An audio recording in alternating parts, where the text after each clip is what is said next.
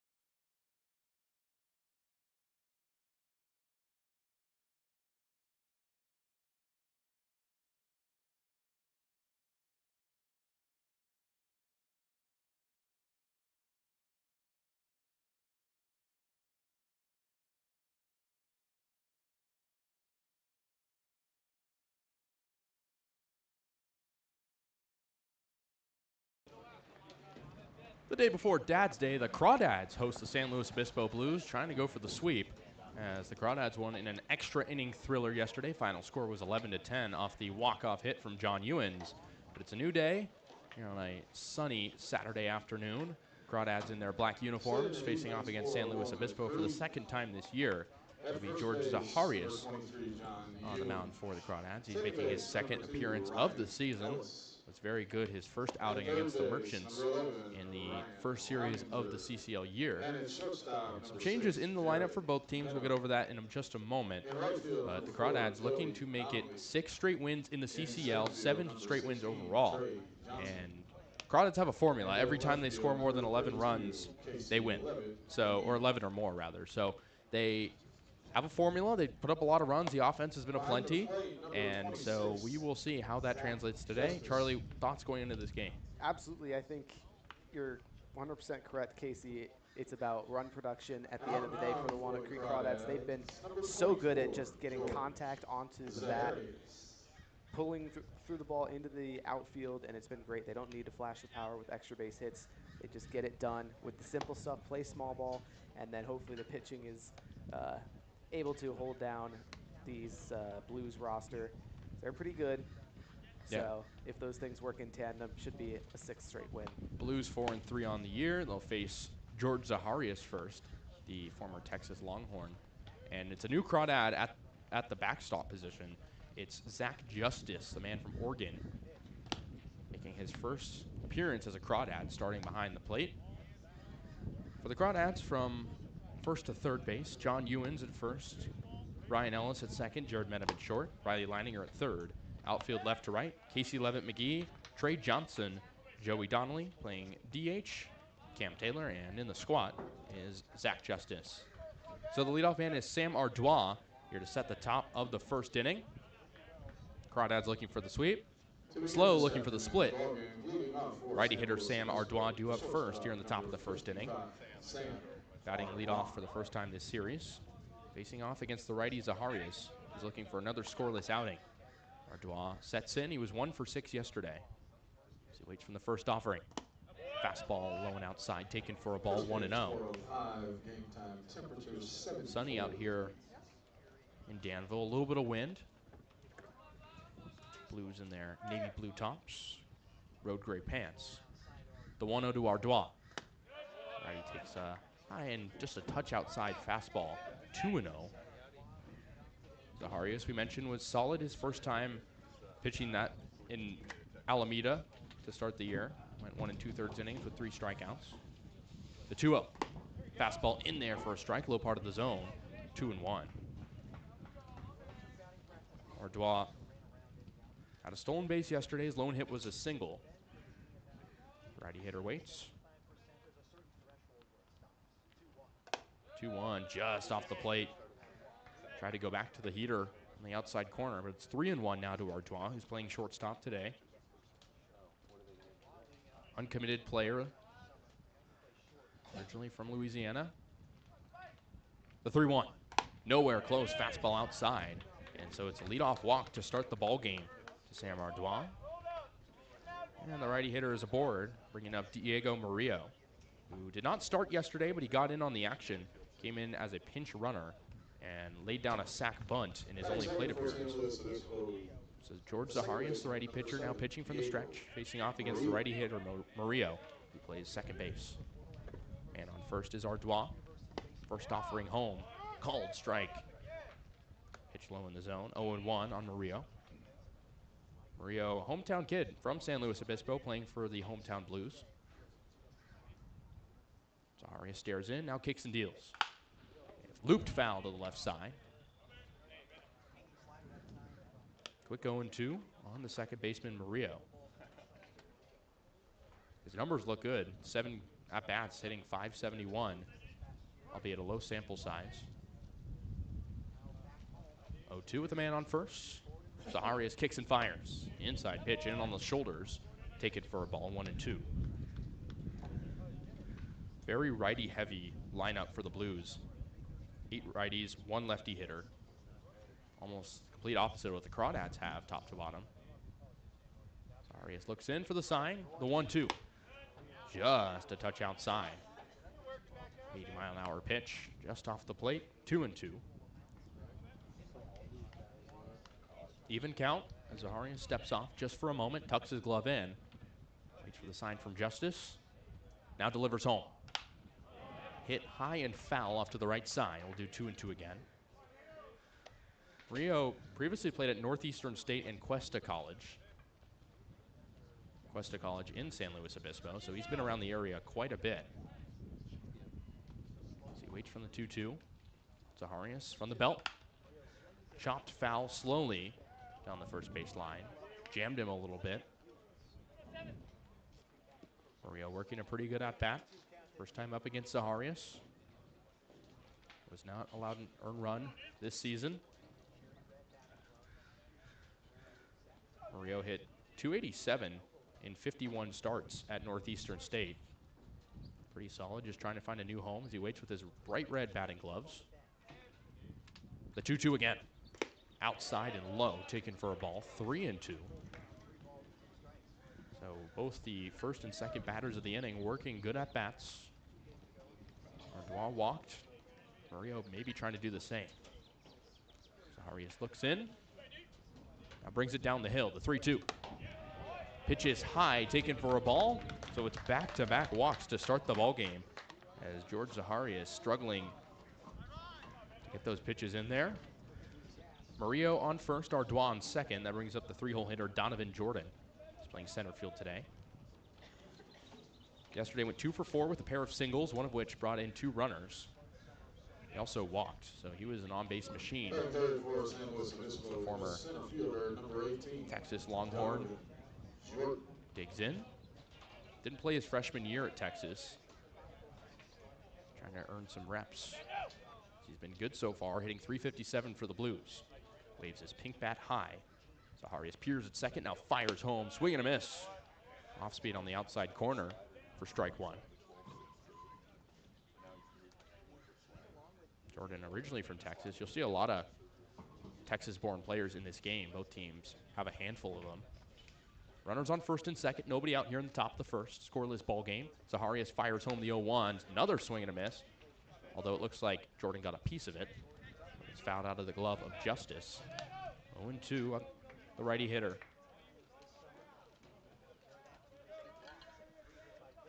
Listed as an infielder on the roster, but playing center field. New look for the Blues. Zaharias comes set. And brings it home. Swing and a miss. 3 straight swinging strikes for George Zaharias, and it's a big out number 1. As you're kind of worried there he was going to lose some of the command. Absolutely, a really great recovery at bat there from Zaharias. Does a nice job mixing both the fastball and the slider, which he got. Slider was the first pitch, had Jordan way out in front. Really nice deception and bite on it. Here's Mason Ashlock, was not in the lineup yesterday. Righty hitter digs in with 2 men aboard and 1 out. Zaharias brings it home. fouled straight back. Fastball a little high in the zone. Ashlock's been at a pair of colleges, Temple College and Weatherford College. Currently uncommitted. Another man from Texas. Waits on the 0-1 from Zaharias. Zaharias steps off. Runner at second, Ardois taking a sizable lead without much hesitation.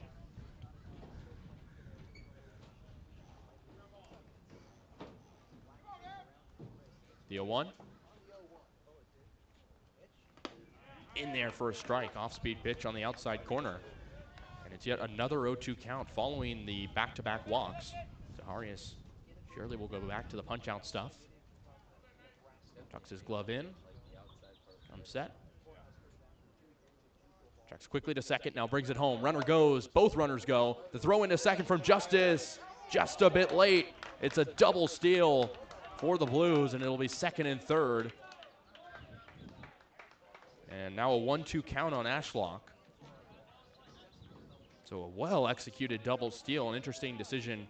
Justice probably thought he was going to get the runner at second, but throw was on line just a little late. Yeah, he would have had it. I think he was originally looking third. He double clutched just for half a second, which was all the time that the runner at first needed, Maria, in order to get to second. Runners on second and third. 1-2 count at the plate to Ashlock, who took a ball. Fastball high on the 1-2, taken for a ball. Now 2-2. Two runners in scoring position. Scoreless ball game. One out here in the inning. Blues trying to add some early offense after losing yesterday in a back-and-forth affair. 2-2 swung on and missed. Back-to-back Ks for George Zaharias. Got him to go on the 84-mile-an-hour pitch on the outside corner. And there's two away. Kasey, that slider from Zaharias looks really nasty right now. So much movement right to left away from those right-handed batters. It's going to be a fantastic put-away pitch if he continues to use it like that. So the righty hitter Gavin Smith digs in. Takes the first pitch he sees for a strike. It's that slider again, low part of the zone. Smith yesterday went 2 for 5. Also stole a base. Had a single and a double as he waits on the 0-1. Swing and a miss. Another off-speed pitch outside. Zaharias looking for 3 straight Ks after walking the first 2 hitters of the inning. It's Murillo on second, Ardois on third. Both runners stole bases. The righty hitter waits on the 0-2. Pitch in there for a strike. Got him frozen. And it's 3 straight Ks to end the inning for George Zaharias. Crawdads due up, top of the order, trying to create some damage. We'll be right back on the Crawdads Streaming Network.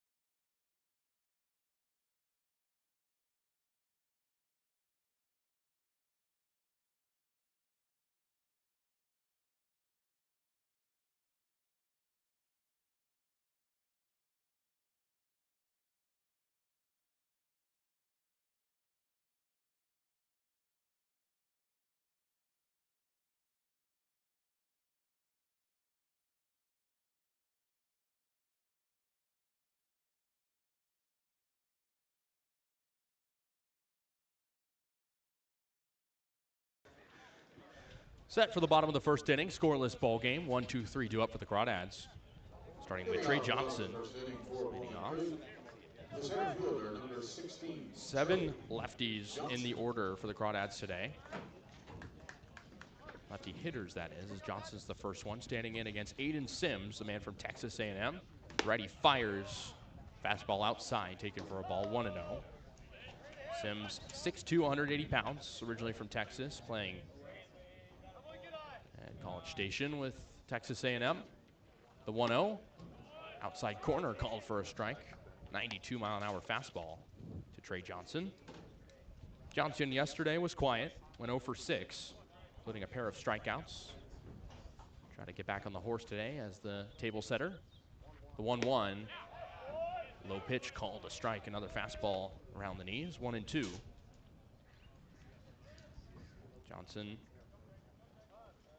his hitless day yesterday broke up his hitting streak that was 5 games long. The 1-2. Got him looking outside corner. 86-mile-an-hour off-speed pitch. Rings him up, and that's the first out of the inning. So now combined between the two teams, that's 4 straight strikeouts dished out by pitchers of each respective team.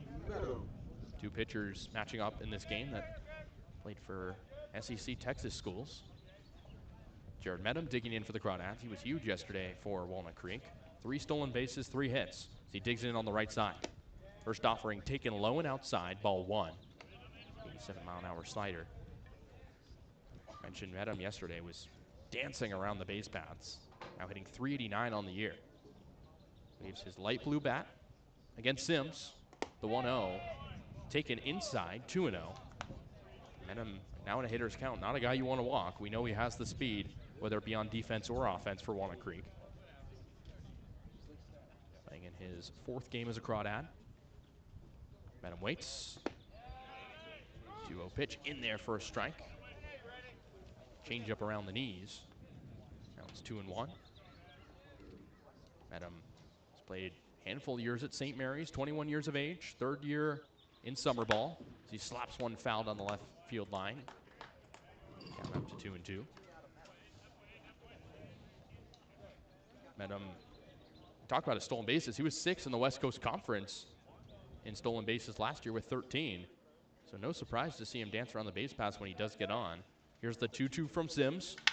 Slap to 3rd. Constantine picks it up, takes 2 steps, flips to first in time for out number 2. So the first 2 batters of the inning retired. And the 2 outs, that'll bring up Ryan Ellis for the Crawdads. Lefty hitter playing second base today. He went 1 for 4 yesterday, had an RBI single, but he got on base 3 times total. Was also hit by a pitch and walked. Lefty hitter digs in, standing 5'9" against Sims. Sims from the windup, kicks and deals. First offering in there. No, called the ball, 1-0. Pitch looked good for our vantage point, but the umpire says otherwise. Sims waits, the 1-0. Fastball outside, 2-0 on Ryan Ellis. Another guy you don't want to walk. We know he has some speed. Can kind of play a little bit of everywhere. We see him in the infield and the outfield. Absolutely, the ultimate utility guy for Walnut Creek. Hitters count. Here's the 2-0 with 2 men out. 3-0. Pitch outside, fastball. Ellis played locally in college here for a little while at St. Mary's, then transferred to Texas at Arlington. See if he has the green light here with 3 balls, no strikes. Aiden Sim waves the leg, now fires for a ball in there for a strike. 3-1. Ellis didn't play the first 2 games of the CCL year, then came in the 3rd game of the Merchant Series where he got 1 at-bat. Has been a starter ever since. 3-1 is taken for a strike, now 3-2. Another off-speed pitch low in the zone. So Sims works back a 3-0 count to now a 3-2. The payoff pitch to Ellis. It's one slowly over to first. Not a problem for Comerford, who gloves it and takes it to the bag himself for out number 3. So the Crawdads go down 1-2-3. And we'll go to the top of the 2nd. Scoreless ball game here at Monte Vista.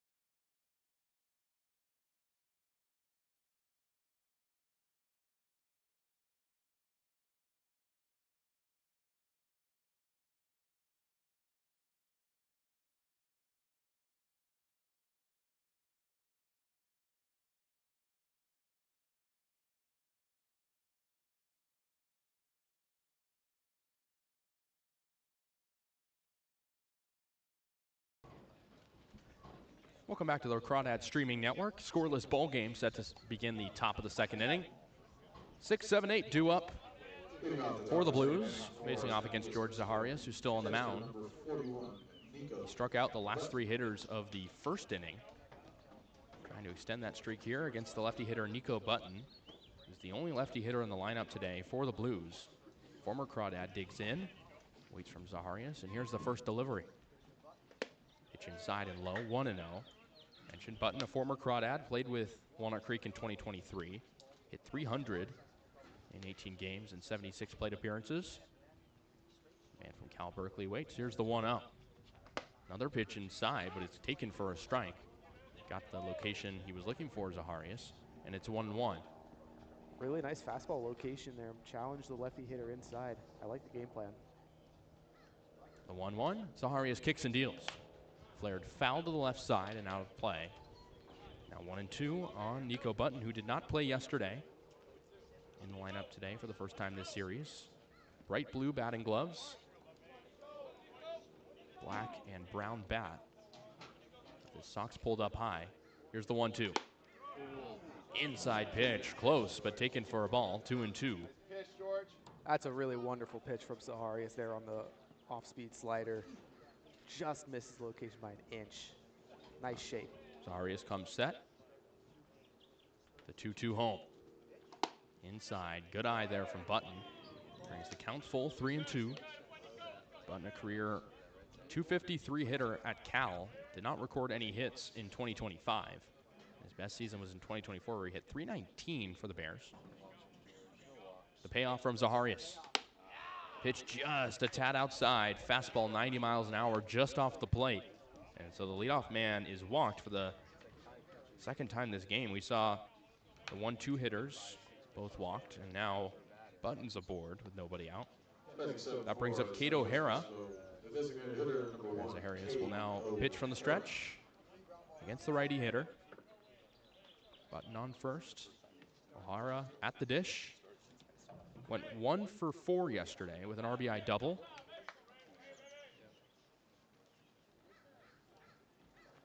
The first pitch. Taken inside, 1-0. O'Hara previously played at Texas. Zaharias previously played at Texas, so former Longhorns squaring off here. The 1-0. Outside pitch taken for a strike, 1-1. Good off speed, just off the outside corner there. O'Hara looking for a program, said he'd like to play baseball locally to his home if he could. He's originally from Southern California. 1-1, flared high up in the air in the infield. First baseman Ewan's calling for it and gloves it for out number 1. Big loud communication from Ewan's over there at first. Nice way to take charge. So with 1 away, that'll bring up Brendan Comerford, the 8-hole hitter, hitting righty, playing first base today. Went 0 for 4 yesterday. Committed to Gonzaga in the West Coast Conference. Man on first is Button. The first delivery, swing and a miss. Off-speed pitch, low and away. But Comerford thought he liked it. 0-1. Zaharias trying to back up his really good first start of the year for the Crawdads that came last week. The 0-1, Zaharias, look out. Fires a pitch inside, taken for a ball, 1-1. Comerford was originally signed with St. Mary's College, but never played there. Now he's at the rival. The 1-1 is slapped to left center field, down for a base hit. Trying to cut it off is Johnson, and McGee will pick it up as Button will tag second and get into third. Ball gets away a little bit. It's a single for Brendan Comerford, and now runners on the corners for the Blues. Really a fantastic piece of hitting there for Comerford. Drives it into the deep part of left center on the base hit. Surprised he wasn't able to get extra bases, honestly. Yeah, it was interesting because the Crawdads cut it off pretty well. But he might have still been able to get the second had he tried. That'll bring up the 9-hole hitter, righty Gavin Constantine, playing third base today, and it's his first time playing in this series as he takes a high fastball. 1-0. Went out in the inning, scoreless. Runners on the corners, Blues threatening. Constantine, another Texas native, is at St. Bonaventure University. The 1-0. Swing and a miss. High fastball got him to go 1-1. Crawdads defense playing double play depth. That would get him out of the inning. They can roll a pair. The 1-1. Outside and low. 2-1. Constantine, a career .220 hitter at St. Bonaventure. Had a good season in 2025 after a limited 2024. He waits. Here's the 2-1. Hits it high up in the air. Shallow center field. Johnson calling for it. Throwing home. Runner tags from third. And the throw won't get there in time as Button comes around to score on the sacrifice fly, and it's 1-0 Blues.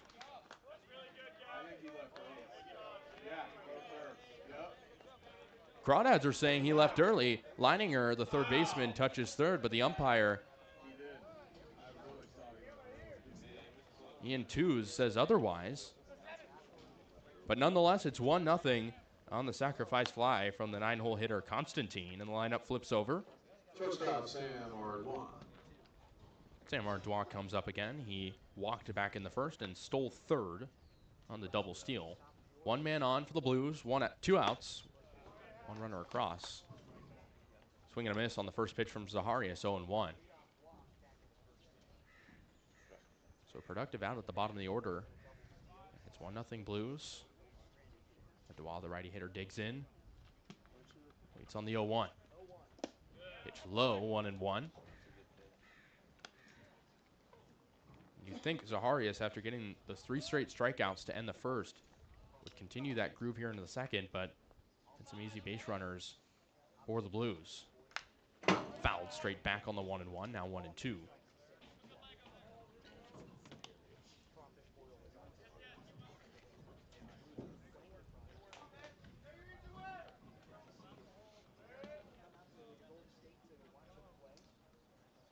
Ardois digging back in, takes time for a moment. Currently uncommitted. Takes a pitch, now 2-2. 22-year-old looking for his next opportunity. Now in his second year with the Blues.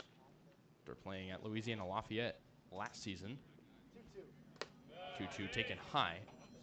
And now Zaharias just struggling to find the zone.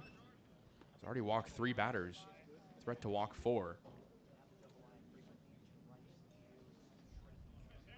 Runner on first will go here on the 3-2. The payoff. Chopped slowly foul down the first base side.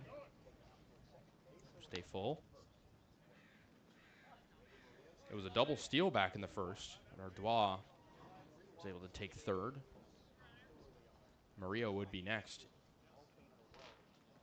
Ardois can get aboard here with 2 outs. Full count. Runner will be in motion again. Blues up 1-0 off the sacrifice fly. Runner goes. 3-2 is fouled out of play to the right side. Ardois working a fantastic at-bat here against Zaharias.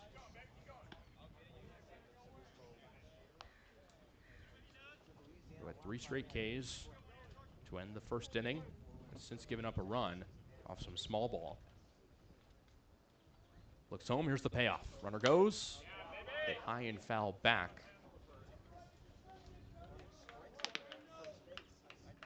So the at-bat will continue for Sam Ardois. He's currently hitting .364 with the Blues. Went 1 for 6 yesterday. Zaharias looks home, runner takes off again. That one lined to left center field, down for a base hit, and it goes into the gap. Comerford coming around third.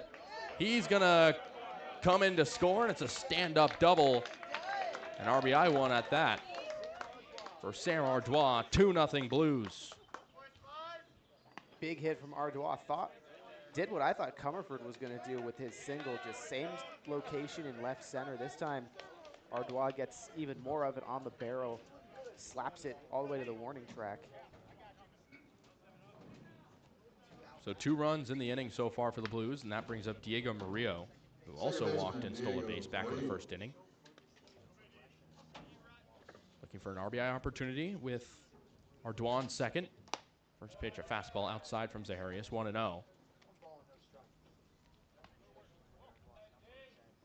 Rio also looking for his next opportunity after a pair of seasons at various colleges.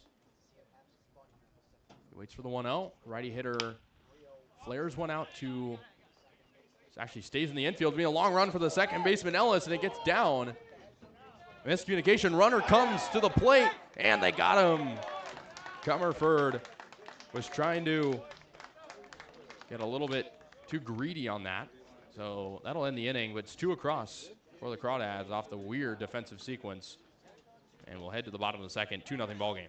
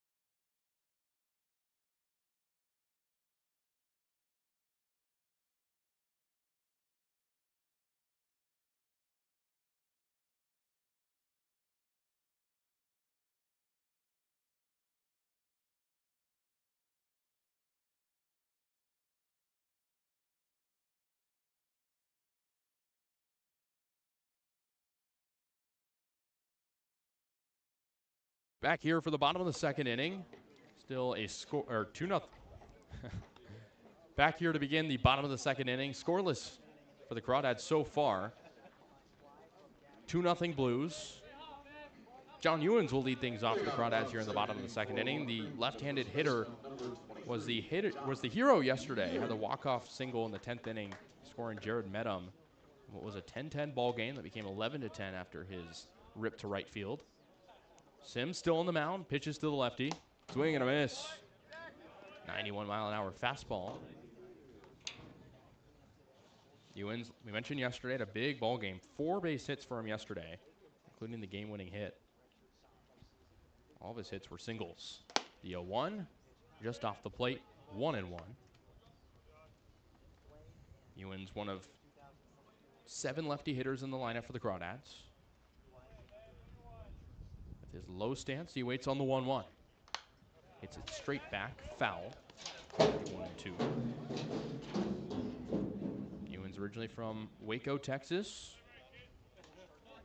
Plays his college ball at Baylor, where he struggled last season.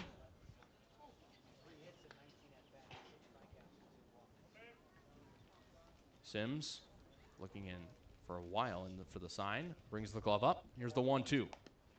A half swing foul. Back to the screen. Now 1-2 again.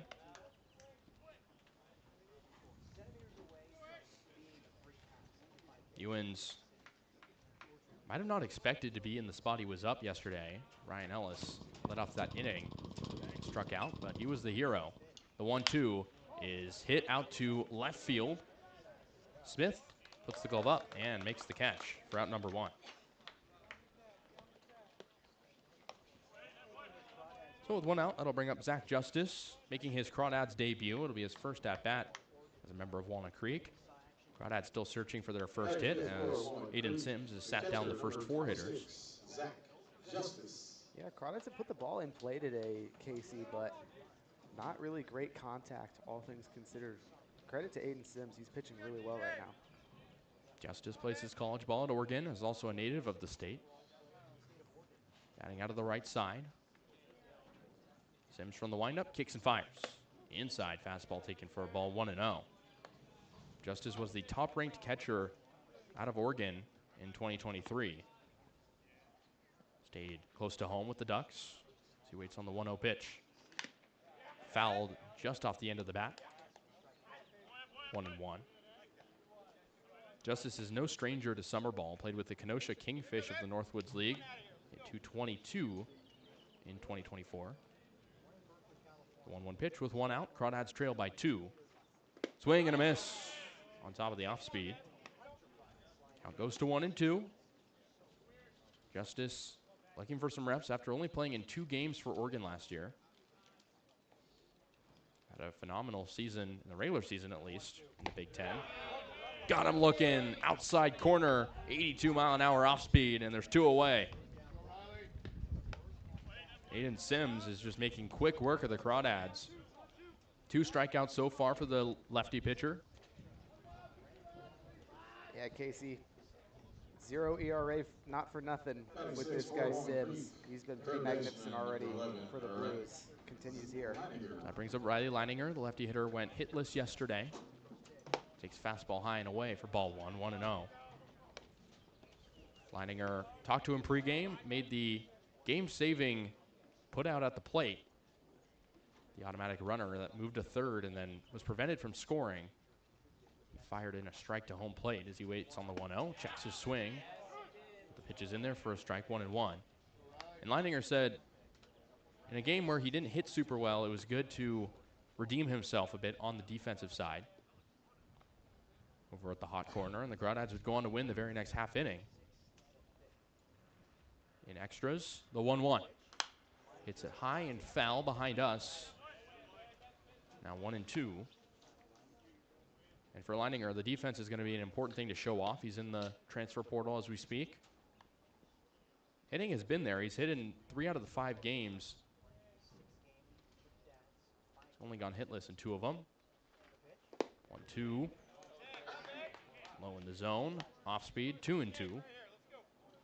2 away in the inning. Crawdads still searching for their first hit, trailing by 2 to the Blues.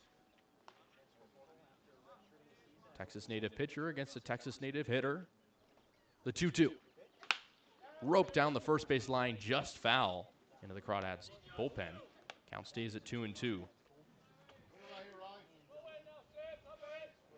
Leininger, 2-time district MVP in high school out of Georgetown, Texas. Trying to be a 2-out base runner for the Crawdads.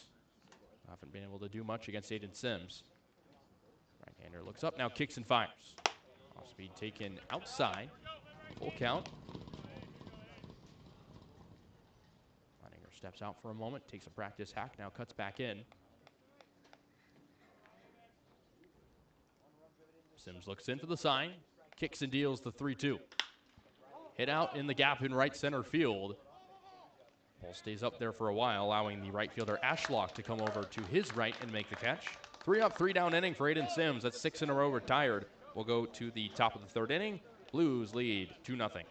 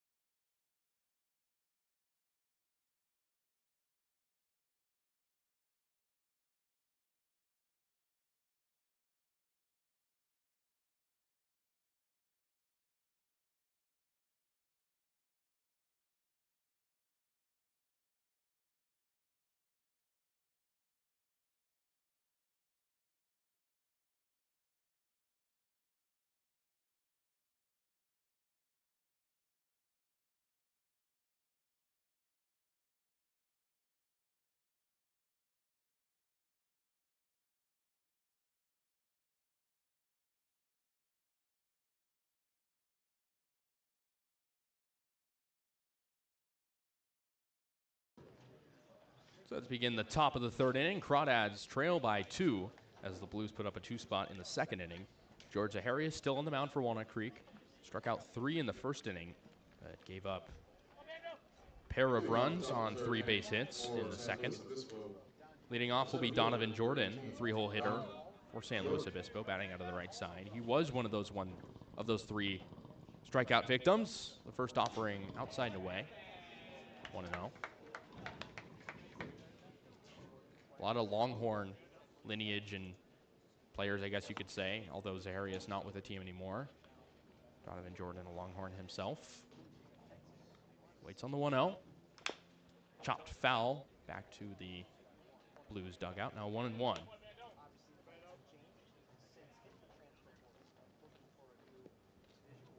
Jordan with a pair of hits yesterday, hitting .357 on the year.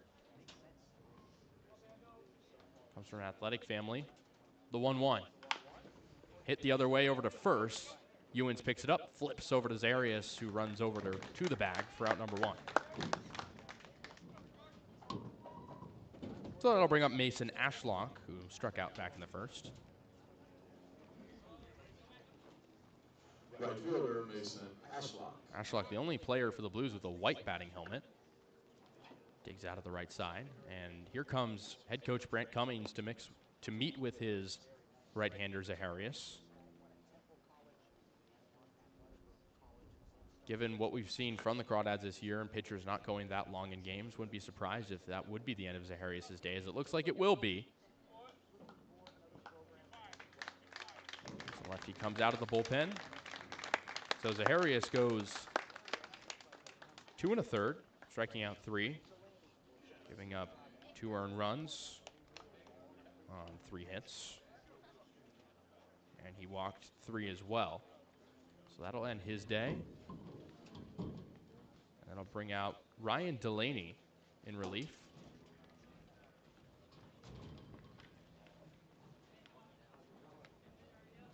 But we'll step aside just for a moment while Delaney gets his warm-ups. Crawdads trail by 2 here in the top of the 3rd inning. 25.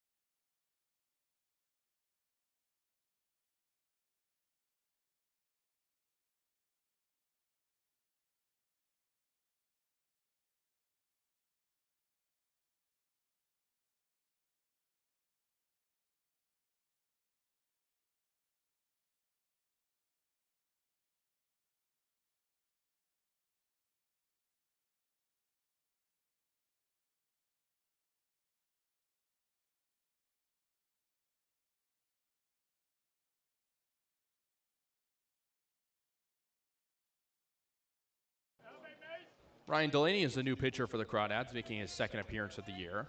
And he'll face Mason Ashlock, who struck out back in the first. Delaney, a left-hander, 6'1", native of right here in Danville.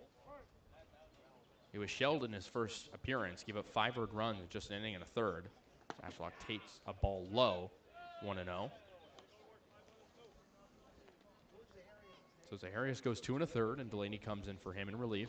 We expected to likely see Delaney out here, and he's in here in the 3rd as Ashlock grounds it to 3rd, lining her 3 steps, fires to first in time for out number 2.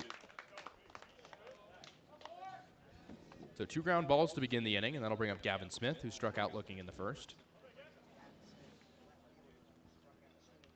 He was actually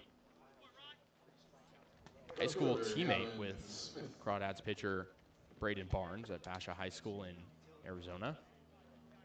Righty hitter. Digs in, looking for his first time on base in the game. Delaney fires a fastball outside and high, 1-0. Gavin Smith's strikeout in the first ended a Interesting inning for George Zaharias after giving up 2 walks and then striking out the next 3. Chopped slowly to short. Met him charging in. Throws to first on the run. In time. 3 ground balls in the inning. Slow doesn't pick up anything. And we'll go to the bottom of the 3rd as the Blues still lead 2-0.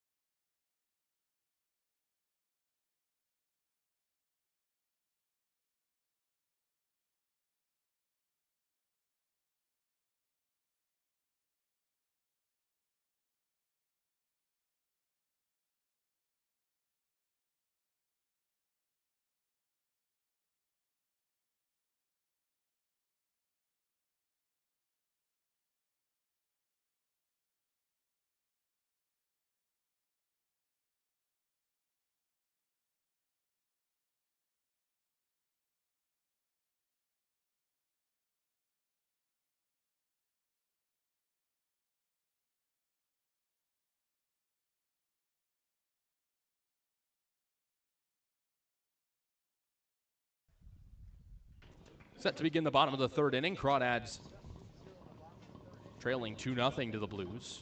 Joey Donnelly, the first hitter up for the Crawdads. It'll be 7-8-9. Lefty hitter digs in for the first time. He's hitting .571 on the year, including a 4-game hitting streak. Has 6 hits in his last 2 games. Aiden Sims still on the hill for the Blues. He's been lights out so far. He's retired all 6 of the Crawdads thus far, with relative ease as well. Lefty hitter waits. Here's Sims' first offering.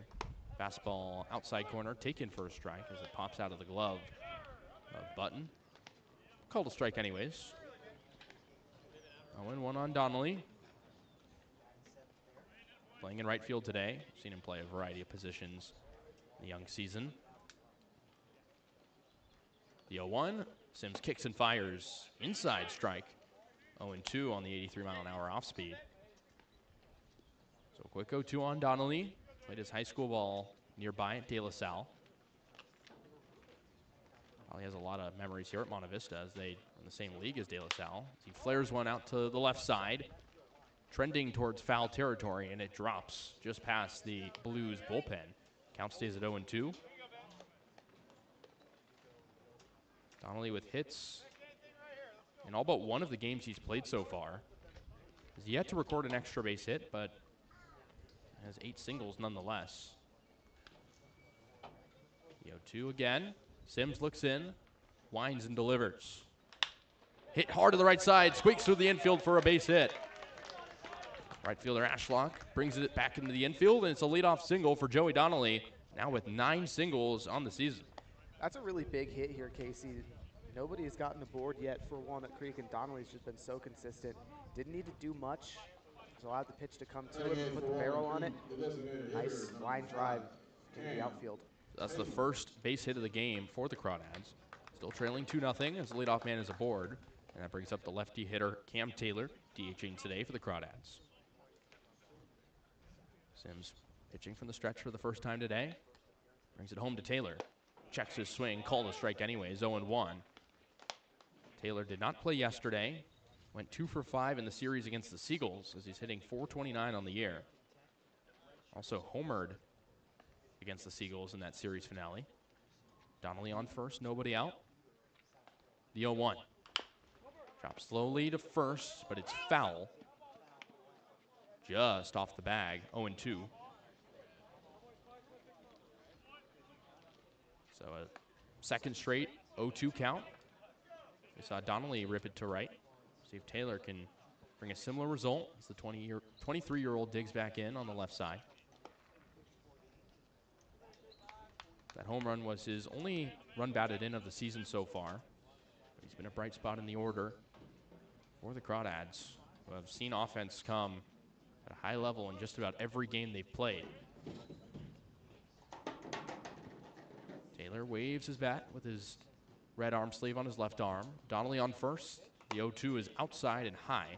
1-2. Taylor on the bench in 2 games so far. He's back in the order today. Seen the DH spot rotate a bit. I've also seen Taylor play at first. Hit 115 with Eastern Kentucky in 2025. The 1-2. And it gets away from the catcher. It looks like it actually hit. Taylor did it. He was walking toward first, but he'll head back to the batter's box as Donnelly swipes second. Bit of a confusing sequence there. But nonetheless, the Crawdads get a runner in scoring position. Yeah, definitely hard to tell for a vantage point up here, but with a good eye, you can see the ball bounced, just missed Taylor, and gets away from the catcher button. Allows Donnelly to use his speed, grab the bag, no problem. So the wild pitch allows Donnelly to move to second. Crawdads' first time having a runner in scoring position as umpire calls time. A 2-2 count to Taylor. And the ball didn't hit him directly, but it might have ricocheted because it looked like he was hobbling a little bit. Very possible. Nonetheless, he looks okay. Takes a practice swing, now ready's up. 2-2 pitch, man on second, nobody out. Flared foul left side. We'll do 2-2 again. Nathan Sims, the pitcher, attacking the zone quite a bit. Kind of working in his first time with adversity. Donnelly on second. We know he has some speed. Taylor waits on the 2-2. Sims looks back to second, now looks home. Hit high up in the air, left center field. Jordan ranging to his right, makes the catch. Donnelly tagging, and no, he's not. He'll actually return back to second. Took a long stride toward third. So it's a fly out to center field, and there's one away. Yeah, Donnelly doesn't really want to test the arm of Jordan out there. He's got a cannon, and he honestly wasn't too all far from third base, everything considered in the outfield. So that'll bring up Kasey Levitt McGee back in the order. Only hitting 091 for the Crawdads, but he's up for the first time today. Batting lefty against the righty Sims. Levitt McGee went hitless in the Seagull series. That's just 1 hit on the year in 11 tries. In a big spot with 1 away. Man on second is Donnelly. Crawdads down 2-0. Sims looks home. First offering off speed taken for a ball, 1-0. Levitt McGee 1 RBI on the year, 4 walks, so he's been on base a little bit, but struggling to get the hits. He's 1 for 11 on the year. Sims looks back to second again, fires home. Fastball outside, taken for a ball, 2-0 on Levitt McGee. Played a pair of seasons at Laney College. Originally from San Francisco, so he's been all around the Bay Area. Now with the Crawdads here in Danville. Hitters count, 2-0 on Levitt McGee. Going to get off the schneid. 2-0 pitch is hit off the inner part of the bat, over to short. Throw to first in time from Ardois. But the runner moves to third as Donnelly able to advance, and there's 2 away. So excuse me. Go ahead, sorry. Not an awful at bat, all things considered, from Levitt McGee. Moves the runner over, so decent production. Still trying to break out of the slump. But I like what I see. Putting the ball in play is always good. That brings up Trey Johnson, who struck out looking back in the first. Didn't get a hit yesterday. Now with an RBI opportunity with Donnelly on third. Sims waits, kicks and deals. First pitch off the plate, 84-mile-an-hour off speed, 1-0. Johnson has been arguably the Crawdads' best hitter so far, but at least the most consistent one, despite not getting a hit yesterday. The 1-0. And it's hit to right center field. They'll get into the gap. Donnelly will score easily. Johnson tags first, takes a big round at the bag, and he'll return. And so it's a 2-out RBI single, and it's a 2-1 ball game. Crawdads trail. Just what the doctor ordered from Trey Johnson. He was due, Casey, like you mentioned, hitless yesterday. Had a 5-game hit streak prior to that. I mean, he's just so spectacular at getting base hits when the Crawdads need him. Shortstop, Jared Medham. So the Crawdads will try to continue this 2-out rally as the right-handed hitter Jared Medham digs in. 0 for 1 with a ground out. Man on first is Johnson, 2 outs. Sims pitches from the stretch, kicks and deals. High fastball. Taken for a ball, 1-0. Medham with a day to remember yesterday, scored the game-winning run. It was all around the base pass and made some good defensive plays at short as well. The 1-0 pitch. Hit off the end of the bat to second, on the ground to Murillo. Flips to first in time, and the side is retired. But the Crawdads leave one on, but they get a run. 2-1 ball game as we head to the top of the 4th inning. You're on the Crawdads Streaming Network.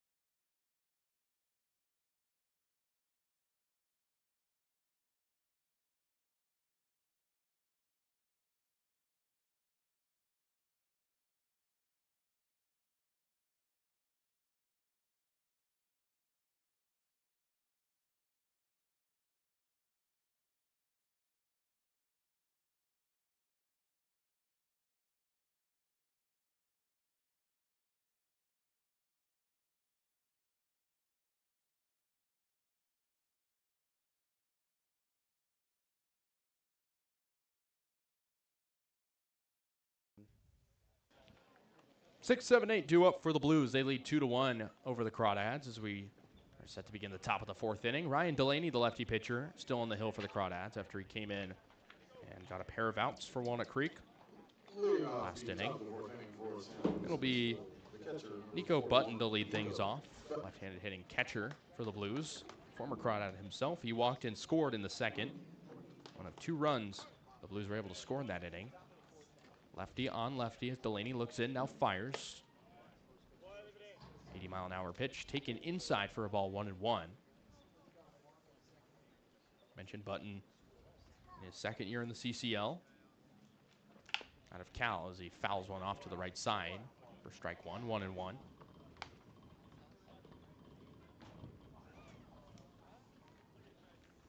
Originally from San Mateo, played at Serra High School. Delaney looks to decrease his ERA. Fastball outside, taken for a ball. Close pitch, but it's 2-1. Button, career with the Crawdads. 10 RBI, 3 extra base hits. OPS nearing 900. Takes the strike on the outside corner. 2-2. Button playing catcher today. First time in the lineup this series. The 2-2. Swing and a miss. On top of the off-speed, 76-mile-an-hour changeup, middle of the zone, and there's one away.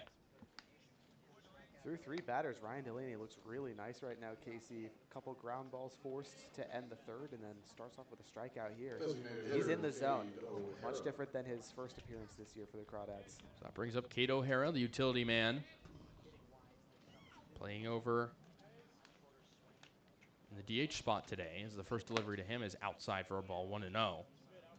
He popped out to first base back in the 2nd inning against George Zaharias.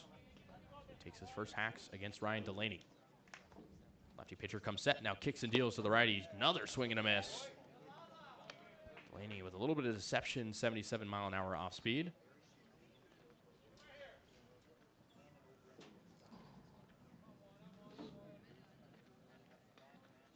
The 0-2 pitch. Ripped out to left center field. McGee waits on it and makes the catch for out number 2. Got to bring up Comerford with 2 outs. Blues still leading 2-1.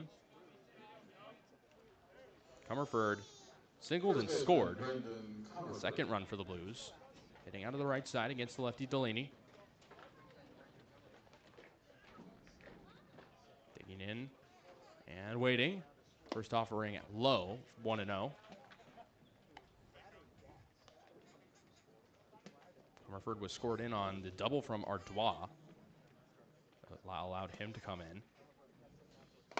Second offering outside, 2-0.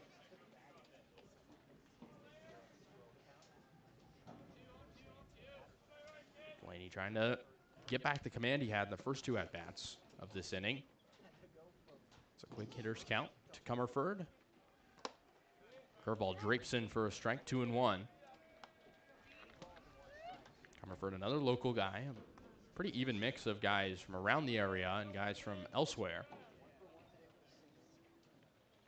5'10" junior waits and flares it out to right field, high in the air. Donnelly waits, ranges to his right, and makes the catch. So it's a 1-2-3 inning for Ryan Delaney. And we'll go to the bottom of the 4th inning. Crawdads trail 2-1.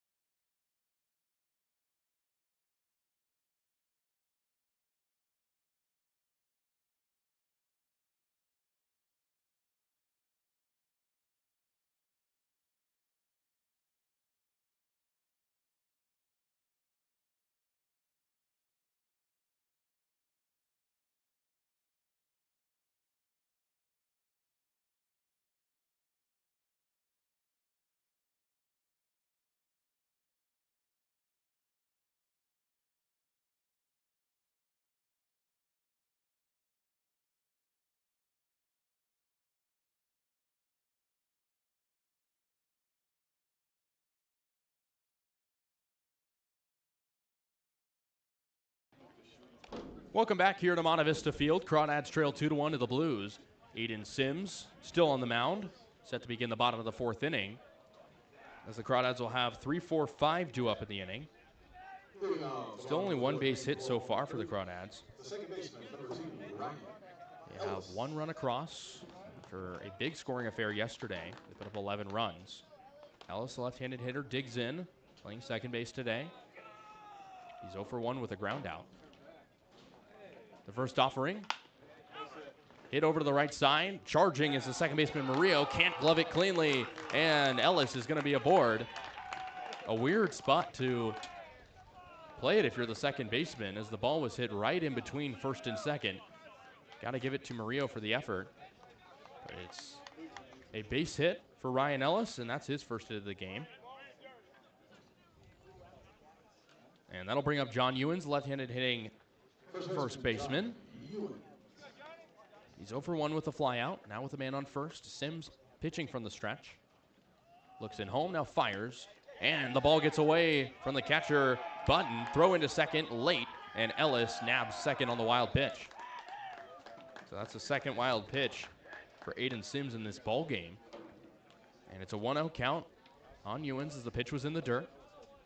So an RBI opportunity again for John Ewens, who was the hero yesterday, scored in the game-winning run. Lefty hitter waits against the righty. Sims comes set. Looks back at second briefly. The 1-0 offering in there for a strike. Low changeup. Now it's 1-1. Ewens' 4-hit ball game yesterday. Just a monster start to the season for the Baylor guy. Waits on the 1-1. Runner on second is Ellis. Nobody out. Pitch is low and outside. 83-mile-an-hour changeup, and it's 2-1. Ewens is no stranger to multi-hit ball games. Has 4 on the year so far. For this young season where the Crawdads are 5-1. Just a great start to the year for Walnut Creek. Sims fires home the 2-1, taken low and inside, 3-1.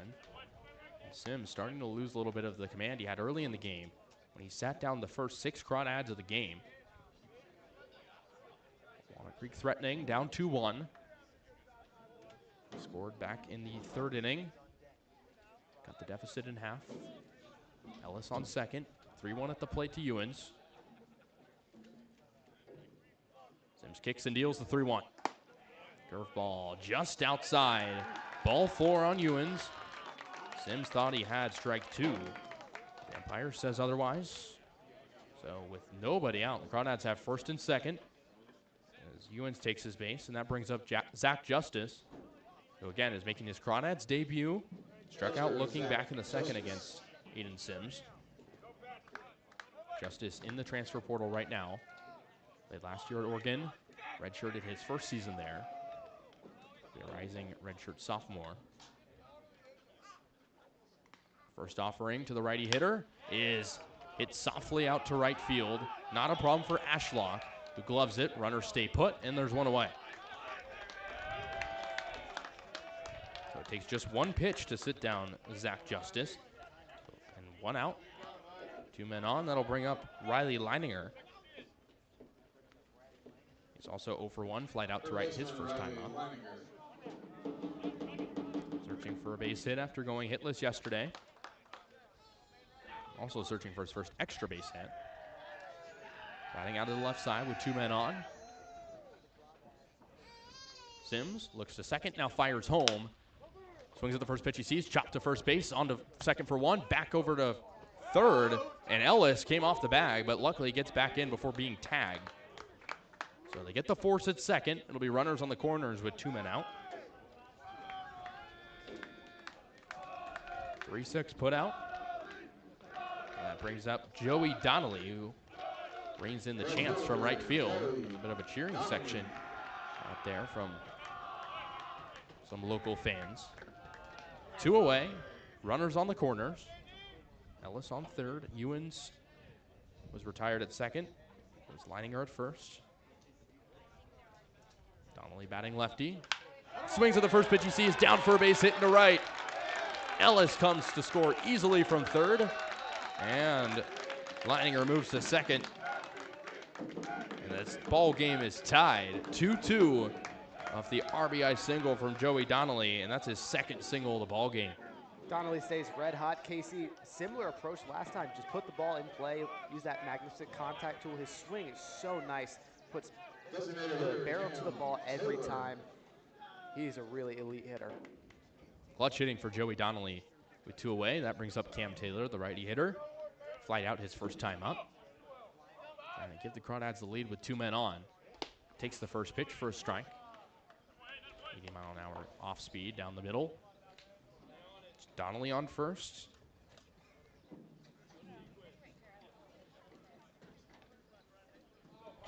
After getting that single. 2 outs in the inning. The 0-1 home to Taylor as Sims checks back at second, now fires. Hit high up in the air, left center field, a long run for Jordan. This one's still going, at the wall, goodbye! Cam Taylor gives it a ride to left center. And just like that, the Crawdads tack on 3 more, take the lead. It's 5-2 Walnut Creek as Cam Taylor trots in home with some swagger. And the Crawdads get the fans going here in Danville.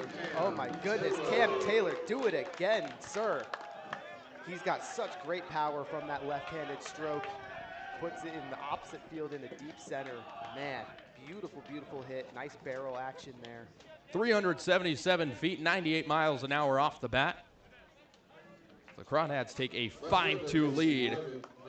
The bases are now vacant for Casey Levitt McGee. Left fielder is 0 for 1 as he takes an outside pitch for a ball, 1-0. Aiden Sims started his appearance here very well for the Blues, but last inning in this inning, Crawdads have tacked on.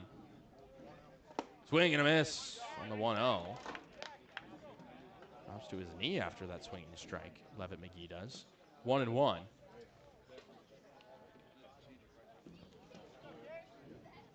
Two outs here in the inning. Crawdads up 5-2, bottom of the fourth. Sims deals. Outside pitch taken for a ball. 2-1 on the off speed. Levitt McGee searching for his first hit since game 2 of the season.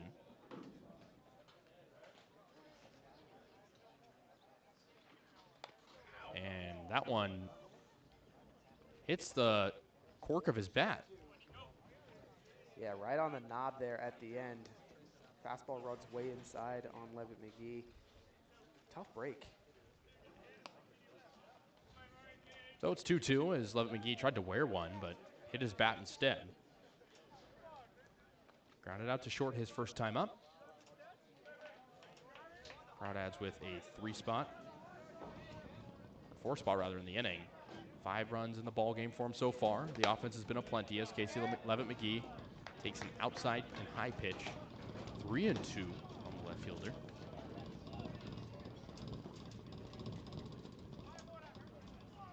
There was some action in the Blues bullpen. No one up right now. 2 outs, the payoff pitch inside. McGee takes, and it's another 2-out base runner for the Crawdads as the lineup flips over.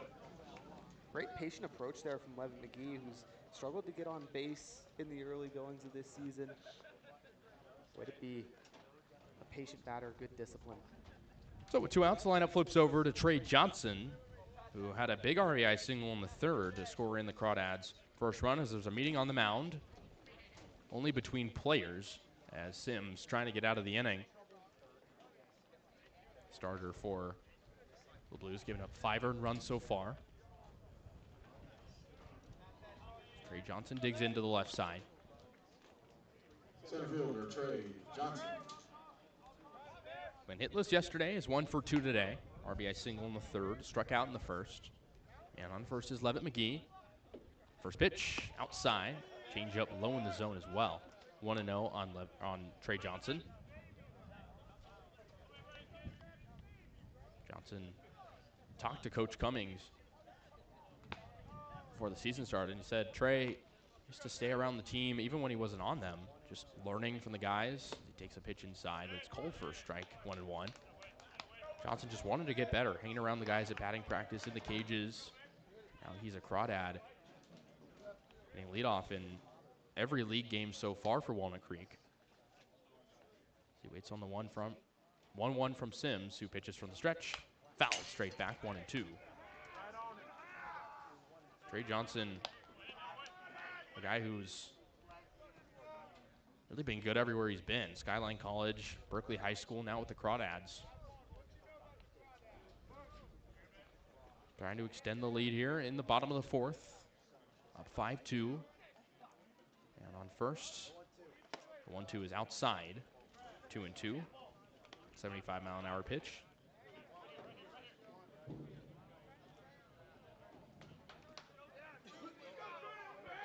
Levitt McGee takes a short lead at first base. Johnson, lefty hitter on the 2-2. McGee goes halfway to second, but they get the swinging strike on Trey Johnson, so that'll end the inning. But the Crawdads do some real damage, putting up 4. 3 off the home run from Cam Taylor. We'll go to the top of the 5th. Crawdads up 5-2.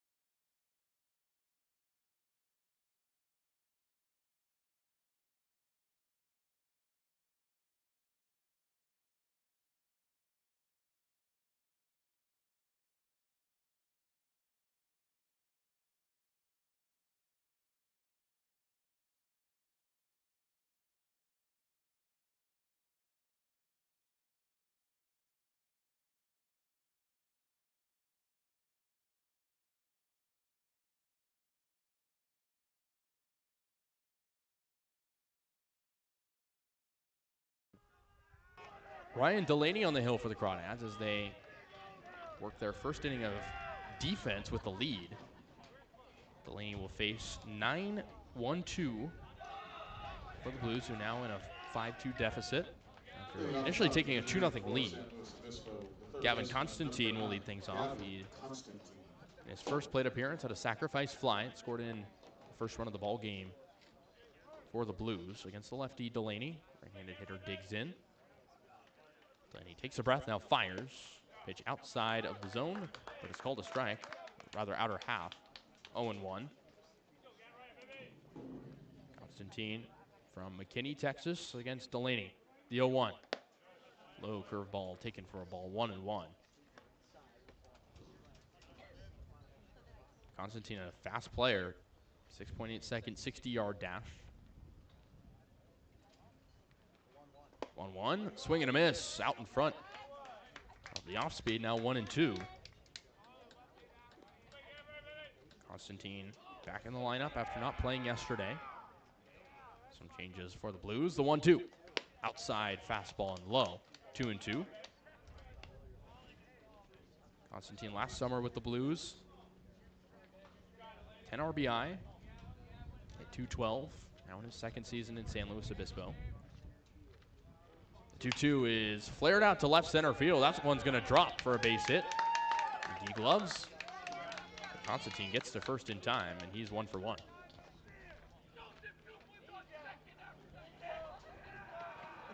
So the lineup flips over with the man on first. Now Sam Ardois, who's been on board twice. He's been busy. Has a stolen base, also an RBI double. He digs into the right side. The man on first. Delaney now pitches from the stretch. First offering, swing and a miss. Got in front of the off speed, low in the zone, 0-1. Ardois in his second year with the Blues as well. Hit 340 his first season with them. Delaney fires in the 0-1. Hit to third, on to second for one, over to first in time. Twin killer. There's the Crawdads turn 2, and there's 2 away. It's a 5-4-3 double play as Riley Leininger turned it. And there's 2 away in the inning for Diego Murillo. Second baseman, Diego Murillo. He was in a 5-2 deficit. Murillo's been aboard twice as well. He walked back in the first, stole a base, and then singled in the second. Batting righty against the lefty Delaney, who fires in a curveball outside for a ball, 1-0.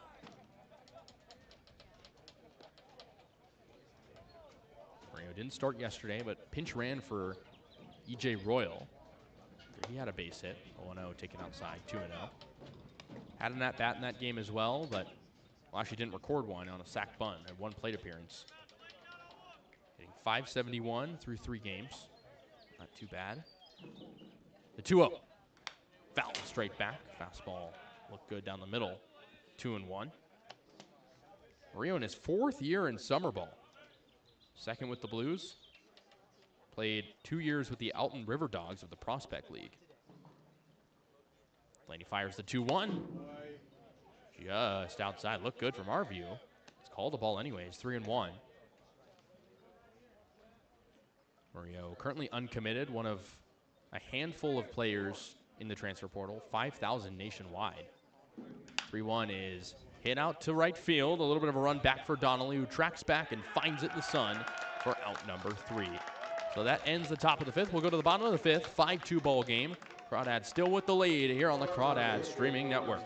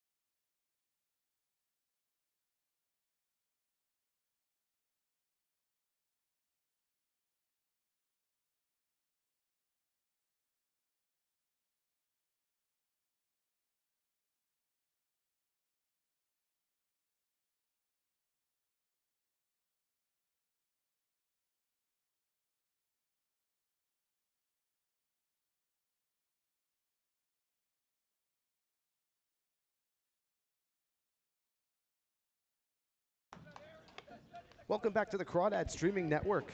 Here in the bottom of the 5th inning, it's a 5-2 ball game in favor of the Crawdads. They're up to bat once again here. Aiden Sims, the right-handed pitcher for the Blues, still out there. Struggled as of late. Casey faced 8 batters in the last inning, allowed 4 runs. Probably on a short leash here. Jared Medham will step in. Shortstop today for Walnut Creek. St. Mary's Gale. Takes the first pitch from Sims outside, 1-0. Sims, prior to this game, 0 ERA in 4 innings pitched, 5 Ks, just 2 hits allowed. Much different tune today, as the 1-0 is way inside and high on Medham. 2-0. Half Moon Bay man steps in. 297 with St. Mary's this spring. The 2-0. Breaking ball finds the zone, 2-1. Nice pitch there, Casey. Yeah, I mean, New Meadow has, really good discipline, so not surprised to see him play a little conservatively. Sims kicks and delivers, check swing from Medham on the outside fastball. Did he go? No. 3-1 on the check to the first base umpire, Matt Bullis.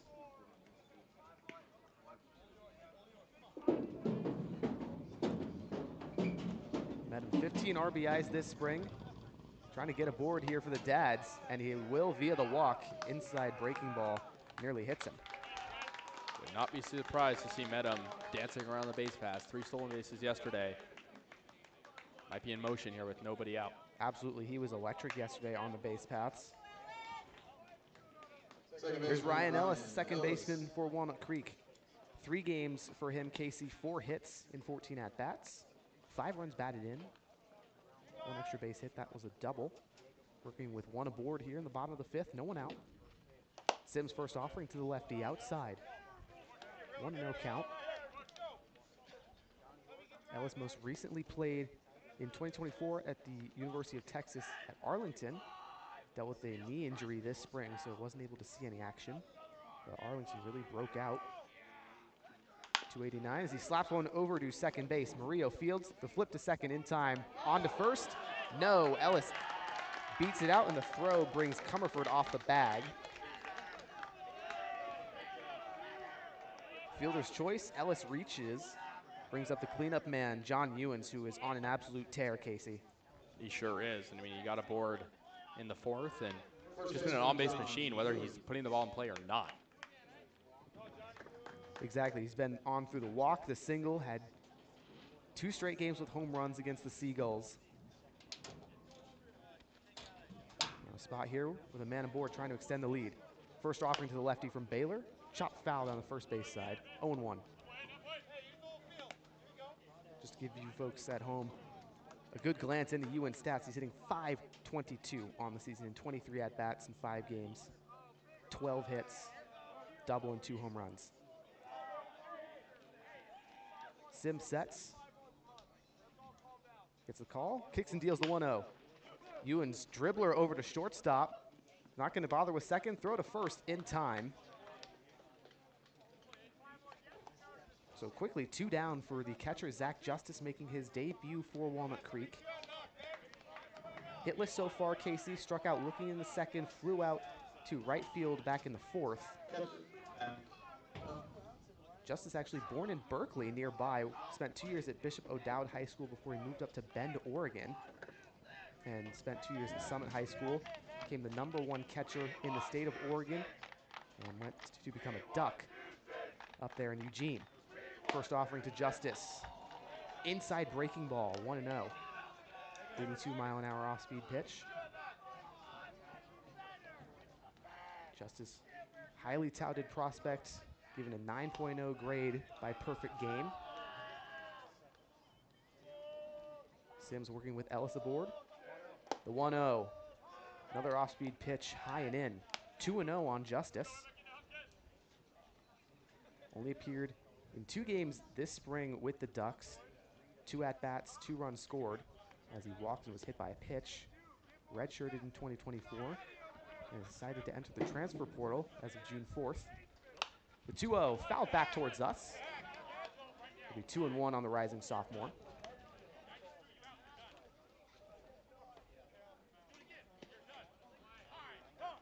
And we're going to get a timeout here. And looks like an ejection in the Crawdads dugout here.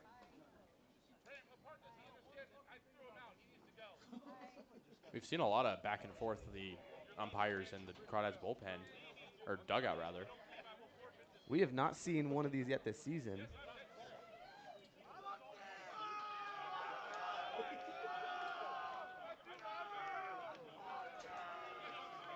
Trying to confirm who exactly has been tossed here.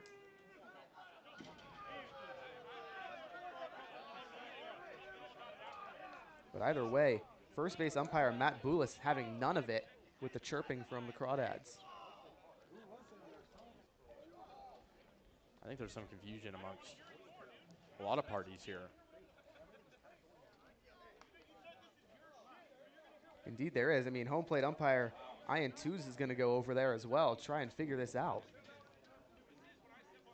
Right now, nobody has a clue. We can't hear the jeering from here, but there are fans out in right field. But so preliminarily, it looks like Aiden White, the lefty from Nebraska, is the man ejected for Walnut Creek. He's been fantastic pitching-wise, Kasey, but apparently his mouth getting the better of him today.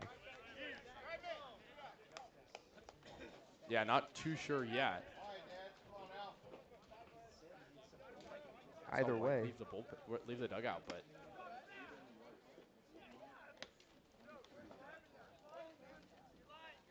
so they're going to let Sims take some warm-up pitches here following the kerfuffle.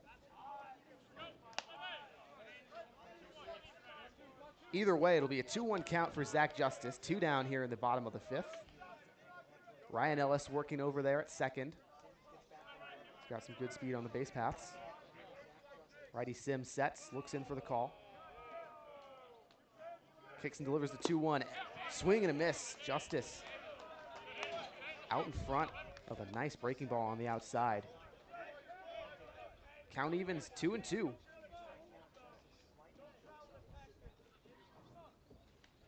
Justice readies in the right-handed batter's box. Sims with the 2-2. Fastball outside. Brings the count full. 3-2 on Justice.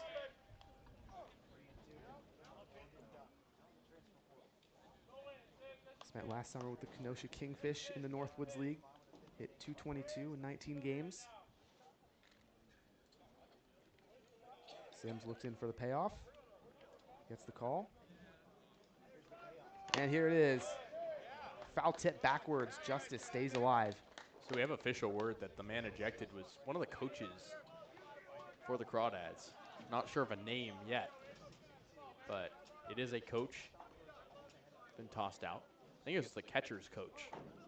I think that is correct. Either way, quite the predicament. Not sure what might have been said, but suppose we might never know, Kasey. Sims with the payoff. Swinging a ground ball foul on the third base side. Justice continues to fight, looking for that first hit as a Crawdad, Kasey. In this situation, how do you approach the next pitch? You have a man on second, just have to protect the plate. You know, we saw him do it with 2 strikes a couple times already. Sims and Justice duking it out right here in the bottom of the 5th. Justice and the Crawdads a chance to extend their 3-run lead. The 3-2. Ball 4 on a high fastball. Patient at bat for Justice. So now there are 2 aboard with 2 down. Brings up Riley Leininger. 0 for 2 today. Flew out to right. Reached on a fielder's choice in the 4th. And it looks like we're going to get a mound visit here. Aiden Sims might be done for the day.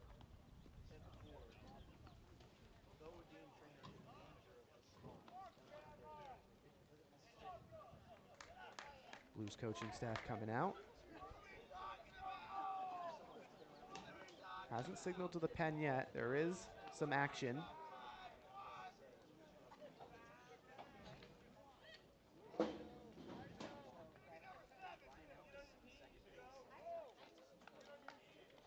Sims won't give up the ball.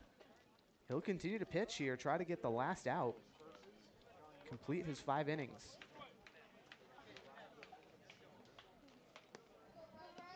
Either way, it's the third baseman, Riley Leininger, up today.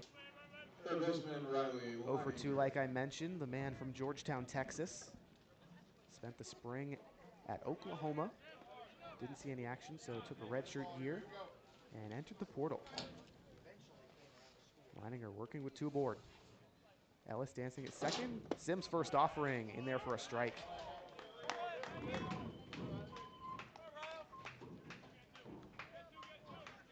Leininger started the season red hot, Kasey, but has cooled down of late.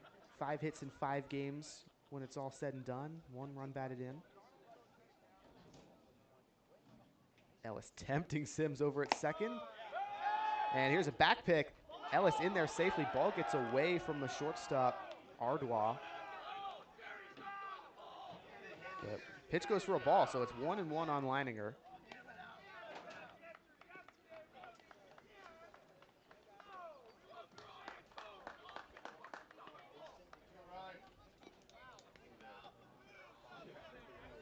Leininger could use a hit here. Didn't record one yesterday. Sims kicks and fires on the 1-1. Swing and a miss. 89-mile-an-hour fastball. Seen a lot of off-speed stuff in this inning from Sims. Finally dials up the heater. Leininger is out in front.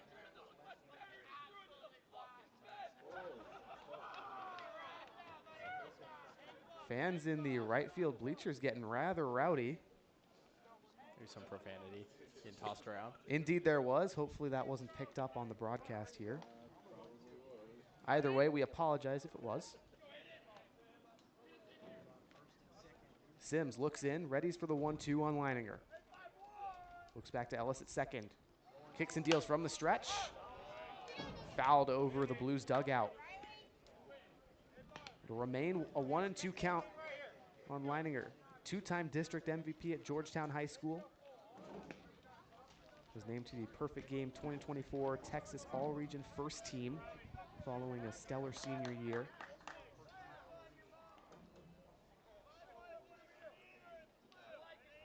Sims on the 2-1 from the stretch. High chopper over to Murillo at second. Fields it, throws to first in time. Nice defensive play. Will end the inning for Walnut Creek. 2 runners stranded, no hits, no runs. We'll head to the bottom of the 6th right after this.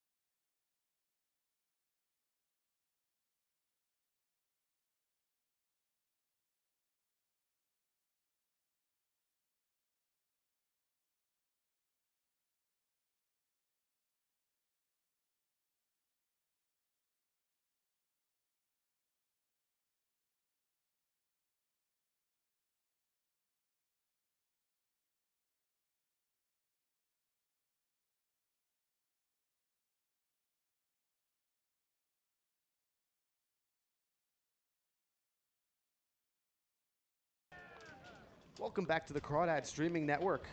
5-2 ball game here for Walnut Creek as they lead the San Luis Obispo Blues. Still pitching for Walnut Creek, Ryan Delaney. He's done a fantastic job since entering in the top of the 3rd with 1 down. So we're here in the top of the 6th now. Looking to complete another inning of work. He'll face the heart of the Blues order, Don Jordan, the first man up, rising sophomore from Texas. Delaney's first pitch. Ball bounces in the dirt and gets way past Justice. 1-0 on the Longhorn. Went to Summer Creek High School out in Humble, Texas. Second offering from Delaney inside, 2-0 now.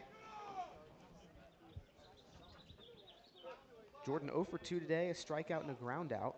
It was pretty great yesterday, though. 2-0 swing and a miss. Jordan out in front of the 82-mile-an-hour off-speed pitch.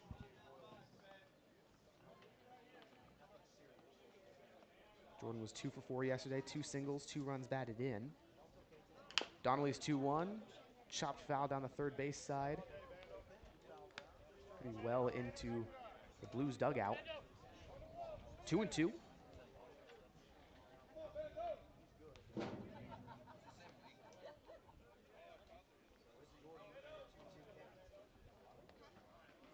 Two slapped up the middle on a ground ball. Ellis fields it, the throw to first. Not in time. Rather close. But Don Jordan's got some crazy speed. I didn't know really why Delaney got out of the way there, because that ball wasn't hit super hard. Maybe he thought it was, but it was right on the mound. Yeah, perhaps a misread. Either way. One man aboard, no one out here in the top of the fifth. Mason Ashlock takes Delaney's first offering outside, 1-0. Ashlock, another Texan from Dripping Springs. Played at Weatherford College and Temple College previously. Rising junior in the portal, looking for a new place to play. Delaney fires one in the dirt, 2-0 on Ashlock, who did not see yesterday, making his series debut, so to speak. Struck out in the first, grounded out in the third. Was the first batter that Delaney faced. The 2-0 outside fastball, 3-0.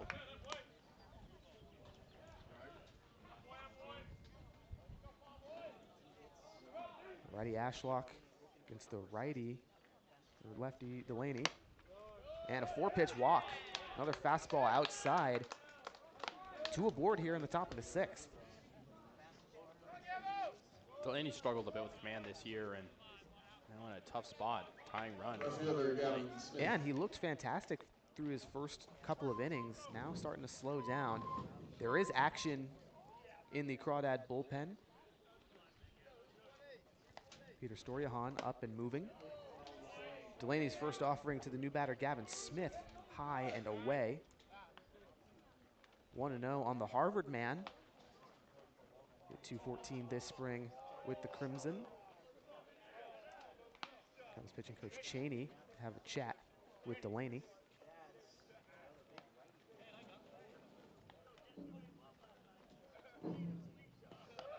Smith in his senior year at Basha High School in Queen Creek, Arizona, led Arizona in home runs and tied the 6A conference single season hit record, 51 as a senior. Unbelievable. At the highest competition level in Arizona, too. So Smith, certainly a dangerous guy to have up here.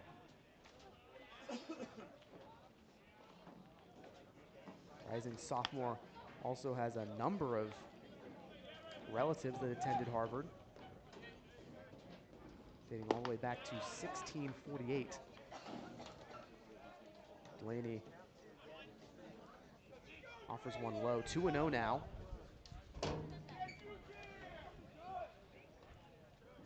The 2-0 from Delaney. Smith takes a fastball on the outer third. So it's 2-1.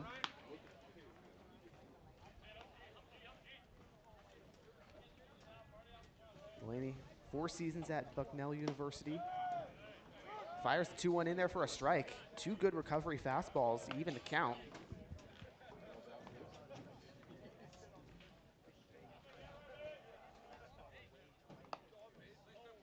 Smith's been holding the bat. We'll see if he swings here.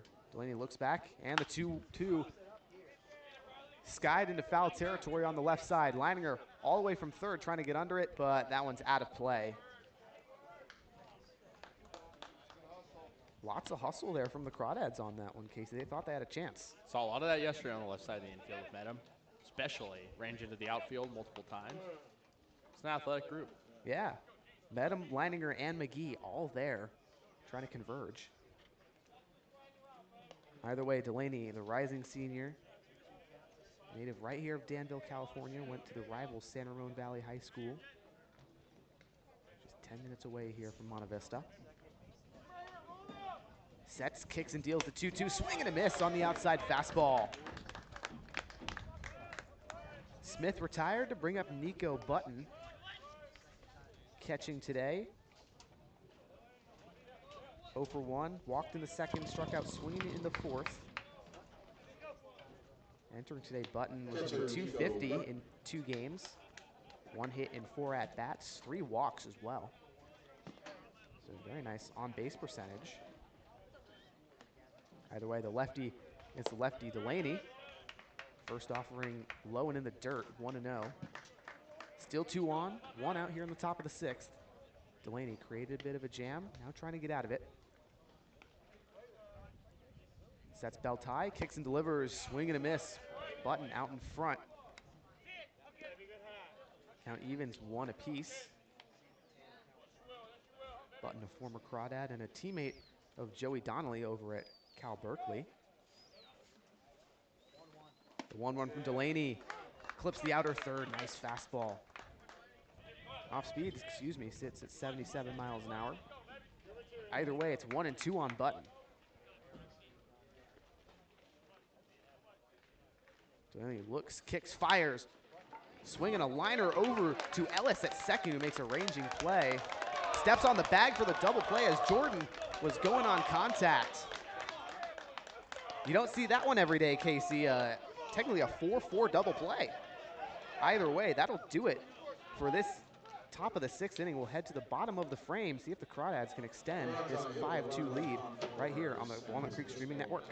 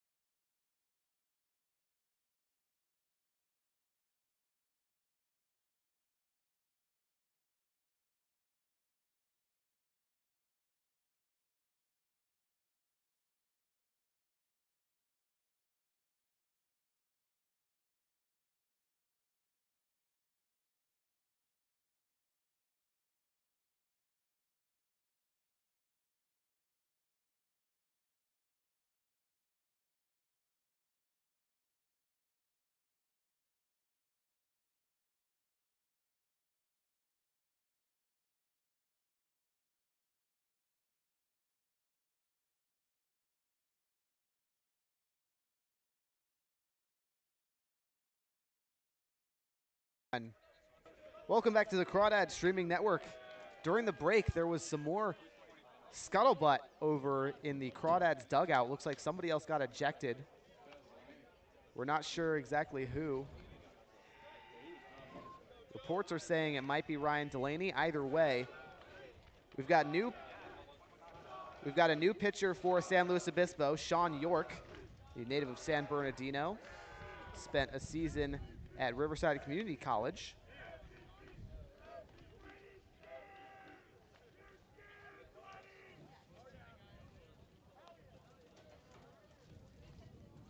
York so far for San Luis Obispo, 1 appearance, pitched 1 inning, got a strikeout, also allowed 2 walks and 2 hits, but in perfect ERA of 0, no runs were allowed. Either way, he'll face the ever-dangerous Joey Donnelly for the Crawdads leading off this inning. Had a leadoff single back in the 3rd, then an RBI single in the 4th, so definitely not a guy you want to be facing today. He's been blistering hot, entered today hitting .571 in 4 games. 8 hits, 1 run batted in prior to. So the lefty Donnelly, followed by the lefty Cam Taylor, and then the other lefty, Casey Levitt McGee, 7, 8, 9, before the lineup could potentially turn over. Donnelly, the Berkeley man, steps in. York, the tall 6'6" righty, kicks and delivers the first offering. Check swing on a nice inside pitch. Donnelly does go around. It'll be 0-1.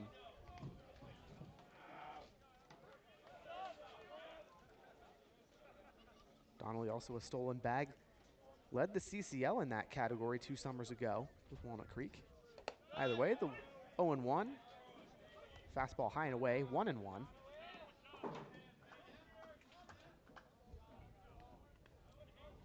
York relieves Aiden Sims after 5 innings of work for him. 5 runs allowed. The 1-1 low and away on another fastball. 1-2 count for Donnelly. Donnelly, local guy, Alameda. Graduated from De La Salle High School. Played a whole lot here at Monte Vista as a league rival. The 1-2 fastball inside, 2-2. Very patient approach so far here, Casey, for Donnelly. Yeah, sure is. And I mean, I've already seen him get 2 singles after waiting in counts, so won't be surprised if he can rip another one. York sets, kicks, deals the 2-2. Donnelly slaps one to short. Ardois fields the throw in time. So Donnelly retired for the first time today.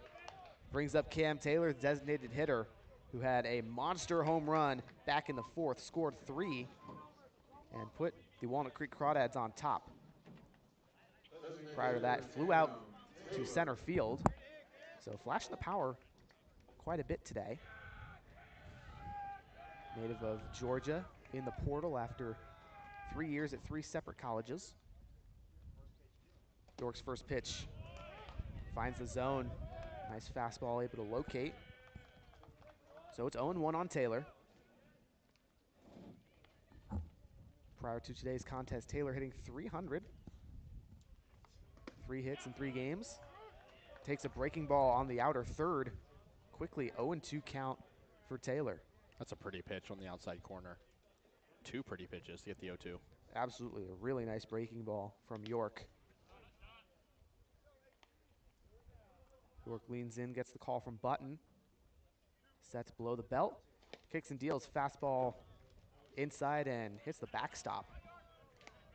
First ball of the at-bat, 1-2 on Taylor. Stevenson High School graduate in 2021. He's named first team All DeKalb County as a senior. The 1-2 to the lefty. Swing and a foul ball above the Blues dugout. Count remains 1-2 on Taylor.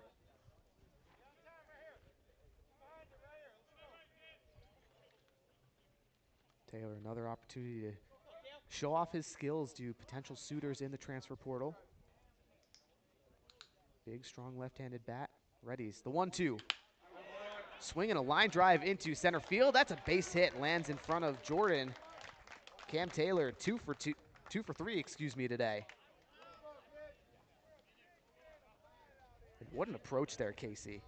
He's been so patient so far. We saw him the home run. Just keeping his feet back and letting the load do its work.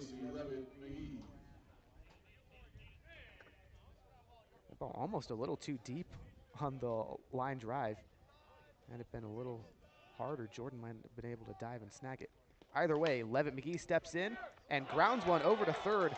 Constantine can't field it. Taylor's going to turn for 3rd, and Levitt McGee's going to go for 2nd. Ball gets away from Constantine again, and Taylor will hold up at third. Either way, Levitt McGee is going to reach on what is pretty certainly an error. Either way, there's only one down, two aboard, both in scoring position as the lineup turns over for Trey Johnson.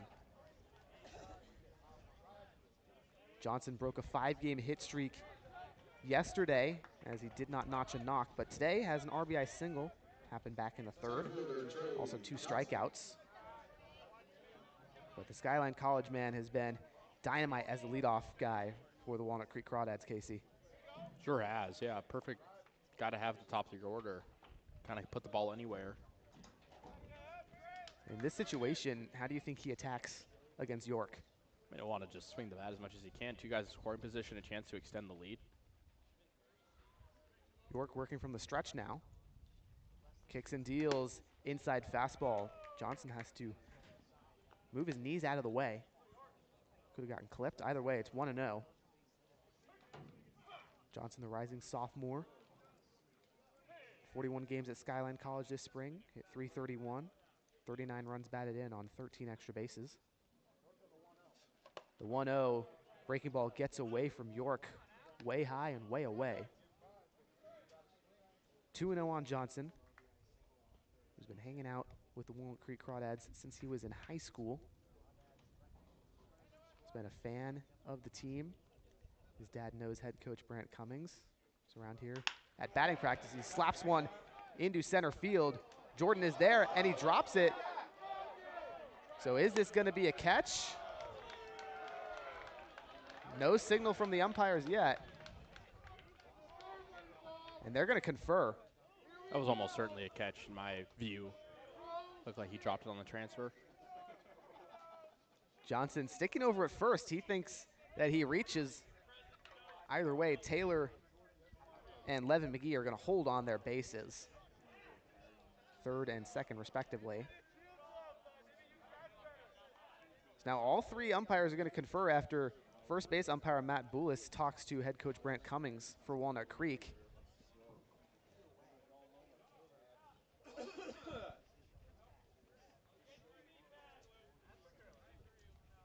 Kasey, you definitely think it's a catch, and then Jordan bobbles the transfer on the throw? I think so. Looked like he was reaching for it. That's where he bobbled it. So that is officially what they're going to rule it. It is a fly out to center field. Now there's 2 down here in the bottom of the 6th. Runners at third and second for Jared Medham, the shortstop today for Walnut Creek. 0 for 2, a walk and 2 groundouts after 3 singles yesterday, Kasey. He's due. For sure. Every time he's on the base, he's a threat. So Blues just trying to get out of this inning without giving up any more. Keep this team somewhat close. First pitch to Medham, high and away fastball.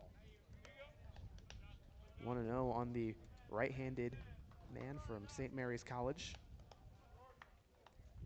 Medham's had a fantastic season already. 3 games, he's got 7 hits, Kasey, hitting .389. The 1-0 off speed, sits in the high part of the zone. 1-1 for the Half Moon Bay native.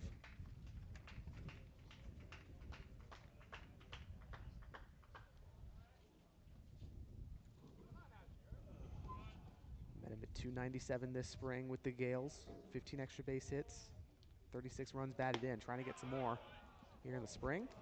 The 1-1 fastball yanked outside. 2-1 on Medham. It's definitely a threat on the base paths, and Kasey, he might be a true 5 tool the way we've seen the defense work as well. Yeah, I don't think I disagree with that from what we've seen so far. The 2-1. Medham slaps this one into shallow center field, down for a base hit. Taylor scores from third. And here comes Kasey Levitt McGee in there on a high throw from Jordan. And now that's going to allow Medham to take second, no problem. So a massive 2 RBI single for Jared Medham to extend the Walnut Creek lead 7-2. They keep hitting the ball hard. I mean, no doubt about it. Just sitting low and not necessarily scoffing at, pitches that are close. Comes Ryan Ellis, the second baseman for Walnut Creek, working with a man in scoring position and 2 outs here in the bottom of the 6th. Ellis 1 for 3 today. Reached on a single in the fourth. Swings and misses at York's first offering. High fastball at 89 miles an hour.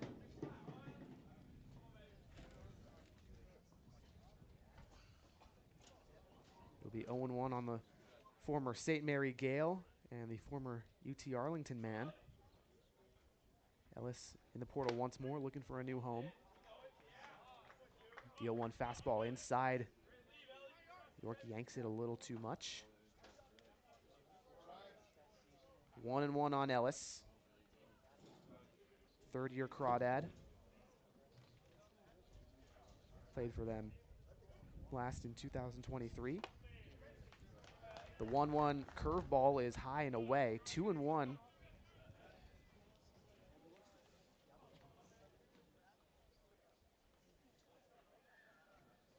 Ellis made his debut for Walnut Creek this season on June 8th against Alameda. Pinch hit for Chris Esquivel over at second. As a 2-1, another 88-mile-an-hour fastball. Too far on the inside. 3-1 on Ellis, and the Crawdads trying to continue this two-out rally. York shakes off a couple pitch selections from Button, finally gets something he likes. Sets below the belt. And now there looks like some chirping from the Blues dugout.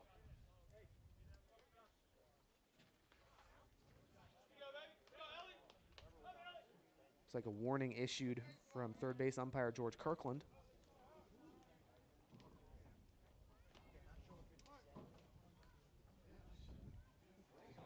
Either way, 3-1 count on Ellis. York looks back to second, kicks and deals. Ball 4, and met him. Stealing third, he's caught. So Ellis walked, but the inning is over on the steal attempt. Either way, we'll head to the top of the 7th. If the Crawdads score 2 more and extend this lead to 5.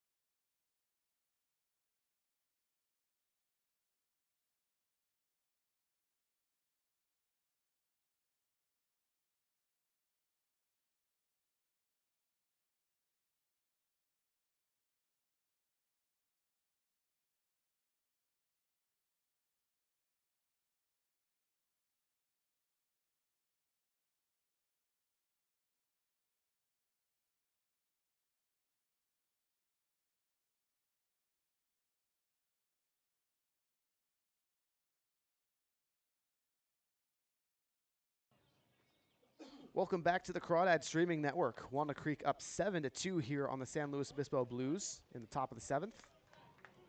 Blues coming back to the plate. Cato O'Hara, the designated hitter, up. And they'll be facing a new pitcher for Walnut Creek, making his season debut. Peter Storjahan, the righty from UC Santa Barbara, a native right here of Danville, California. Went to Diablo Valley College, graduated class of 2023. Or excuse me, went to De La Salle, graduated 2022. My apologies. Either way, first offering, O'Hara fouls it back, 0-1. Storjahan career at UCSB's only made 2 appearances for the Gauchos. That was back in 2024. Did not see any action this spring due to a broken clavicle. The 0-1 in there for a strike. 80-mile-an-hour off-speed pitch. Storyhan likes to throw a 90-mile-an-hour fastball, a slider, and a changeup. He'll face 7, 8, 9 for the Blues. The 0-2 slider well off the plate. 1-2.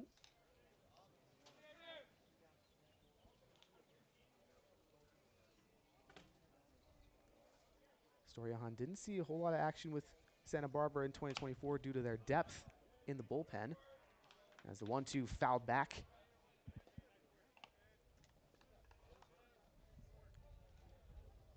Looking a tough out against O'Hara.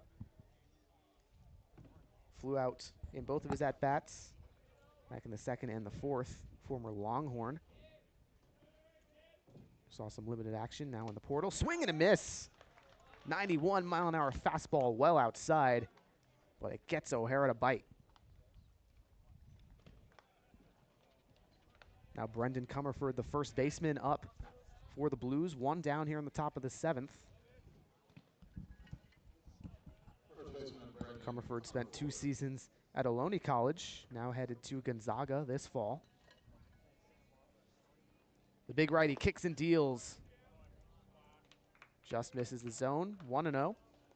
Good first impression from Storyhan, huh? I'd say. 6'5", 230-pound righty. Looking mighty good so far. The 1-0 offering, swing and a miss. 91 miles an hour on the fastball once again. And Kasey, his arrival couldn't come at a better time, as the Walnut Creek Crawdads a little strapped for pitching in the bullpen.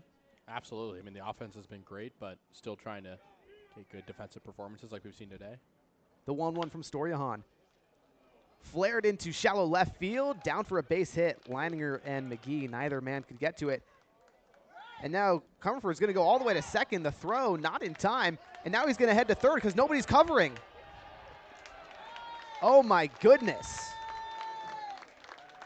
Another rare play. Nellis probably could have tagged him, but didn't see him running. Very heads-up base running there from Comerford, who gets aboard on a single and then takes 2 bags. Either way, Gavin Constantine, the third baseman, up for San Luis Obispo.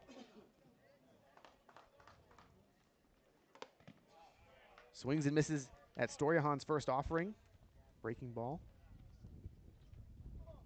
Constantine, 2 seasons with the St. Bonaventure Bonnies, 220 career hitter in 49 games.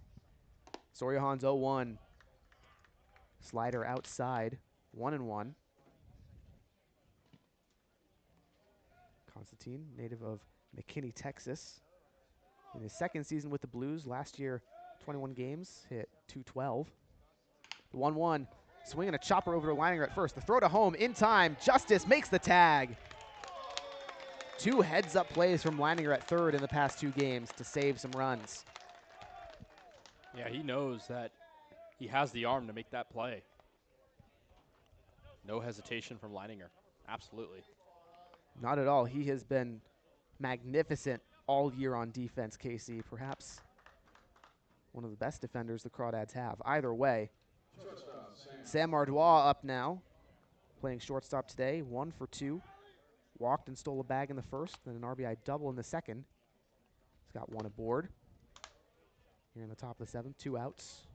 Storyhan yanks an off-speed outside, 1-0.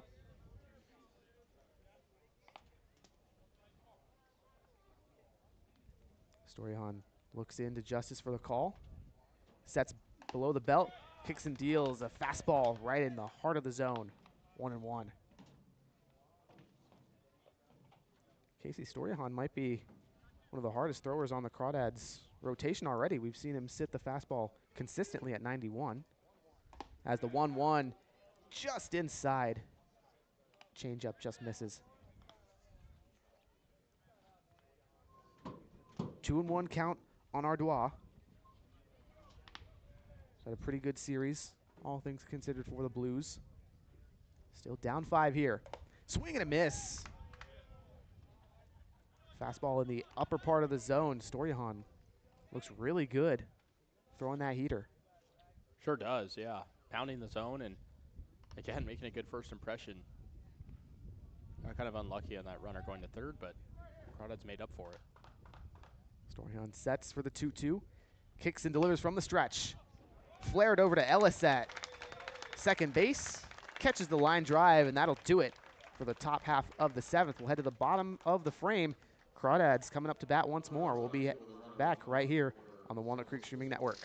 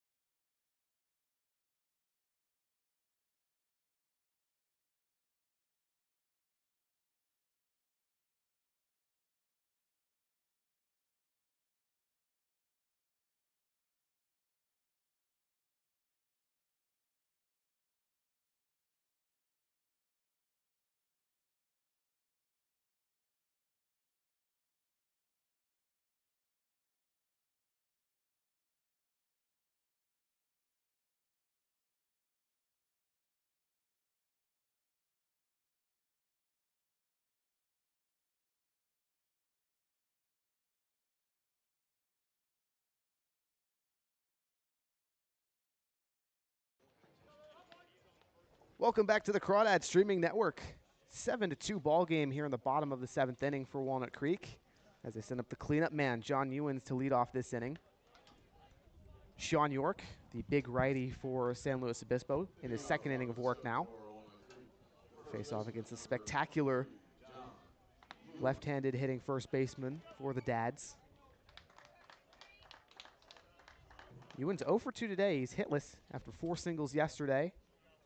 Reached on a walk back in the 4th. York's first offering. Off-speed pitch inside. Gets behind the backstop button. 1-0. Ewens entered today hitting .522 in 5 games, courtesy of 12 hits. 3 of them for extra bases, a double and 2 home runs. The 1-0. Fastball, excuse me, but it's inside. 2-0. Ewens, the big Baylor man, rising redshirt sophomore. Took that redshirt year in 2024. Slaps one foul on the right side. Crawdads dugout snags it.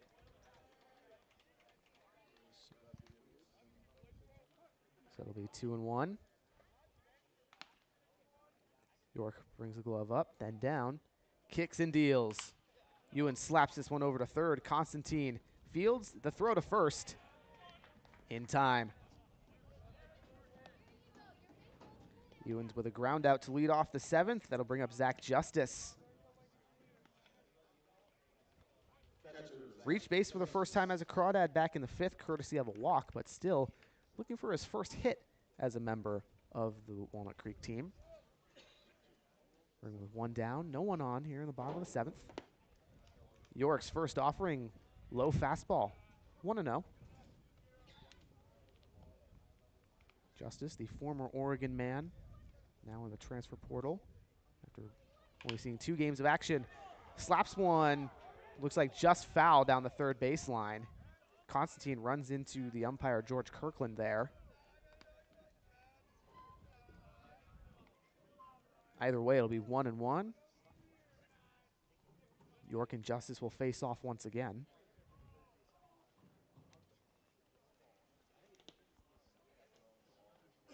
Justice back home here, originally born in Berkeley, California. Spent his first 2 years of high school at Bishop O'Dowd in Oakland. Then moved up to Oregon for his junior year, Summit High School in Bend.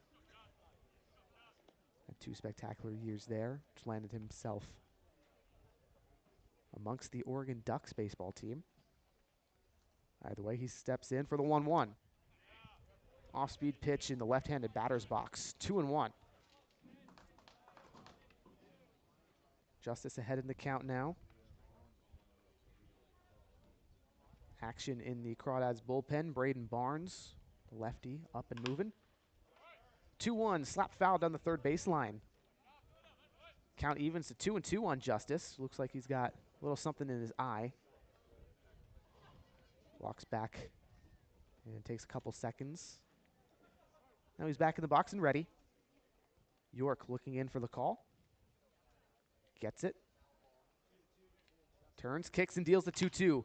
Justice flares one into shallow right field. That's his first hit as a Crawdad. Welcome to Walnut Creek, Zach Justice. One aboard for the Dads here in the bottom of the 7th.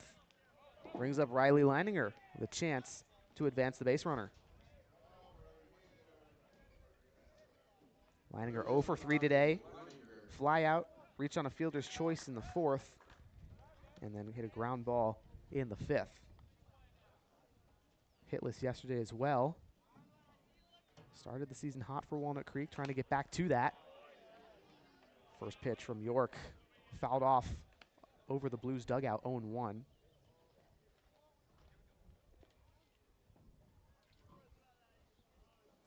Leininger, the lefty, steps back in and ready to go.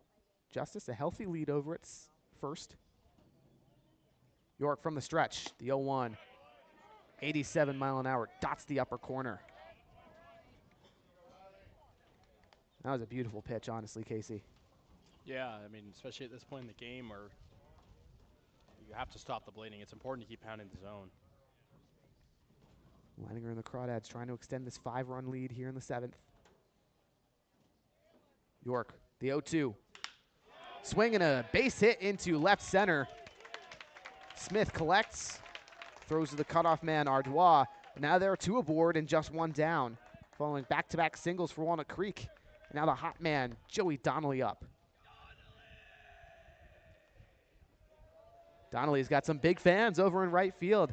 They'd love a souvenir right now.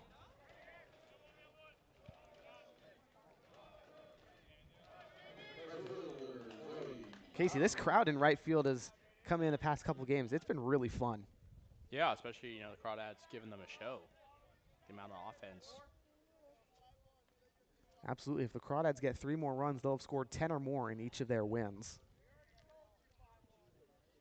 York's first offering to Donnelly. Off speed and inside, 1-0. The Berkeley man, 1 for 2, one more time. 2 for 3 today, 2 singles, 1 RBI. He's also got a stolen bag. York's 1-0. Slapped foul behind Donnelly. Off and to the left just a little bit. Count evens at 1 apiece. Donnelly limited action at Berkeley, only 20 games since 2022. But has seen 4 healthy seasons of summer ball.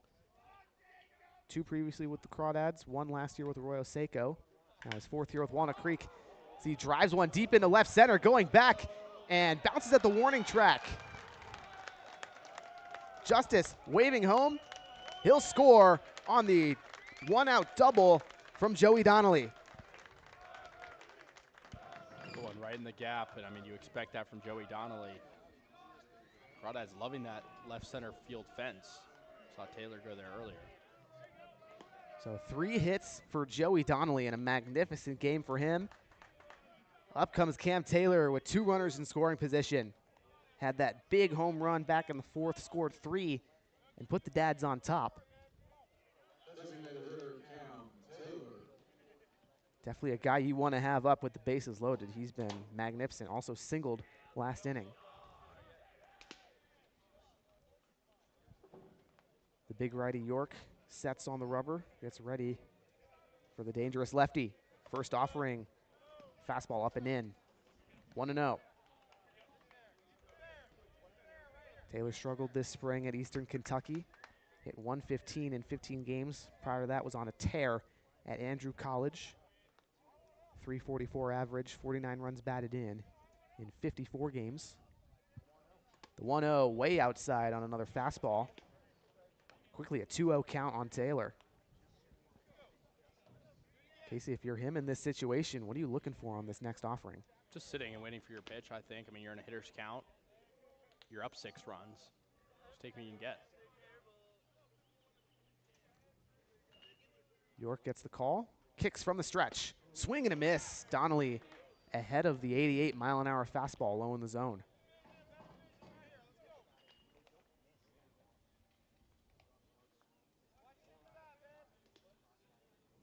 Georgia native in the portal. He's got 2 home runs already this season after the one today. Trying to showcase to a D1 program he's worth their time. The 2-1 fastball sits in there for a strike. 4 straight fastballs from York. He hasn't given Taylor anything off speed yet. Either way, it's a 2-2 count on the Georgian lefty.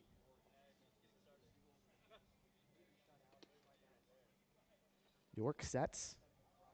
Winds and delivers the 2-2. Swing and a miss. Finally gets him with a 76-mile-an-hour breaking ball. With 2 down, still 2 runners in scoring position, it's Kasey Levitt McGee up for Walnut Creek. He's got on base twice today, but technically 0 for 2. Walked in the 4th and then reached on an error in the 6th. Looking for his 2nd hit of the season, Kasey. Would be a good time for one right now as he takes first fastball up and in, 1-0. He was pretty heads up on his last hit, of being able to advance on the error. Absolutely. Levitt McGee, rising junior from San Francisco. He's played 2 seasons with Laney College over in Oakland. Freshman year hit .397, 35 runs batted in, 11 extra bases. This spring, .385, 36 runs batted in, and 22 extra bases. Gets ready for the 1-0. York kicks and fires. Swinging a foul ball backwards, 1-1. He's worked some really patient at-bats, Kasey. 6 walks entering today, adds his 7th in today's game. He's just been kind of unlucky so far, as we've seen. Kind of speaks to the low average. Some weaker contact that hasn't been able to squeak through. Yeah, weaker contact, but the ball's been in play. When he swings the bat, it connects. As it does here, he grounds one over to short. Ardois throws to first in time. Crawdads strand 2, but not before they get one across, courtesy of Joey Donnelly's RBI double. We'll head to the top of the 8th, see if the Blues have a response. Down 6-0 here on the Crawdads Streaming Network.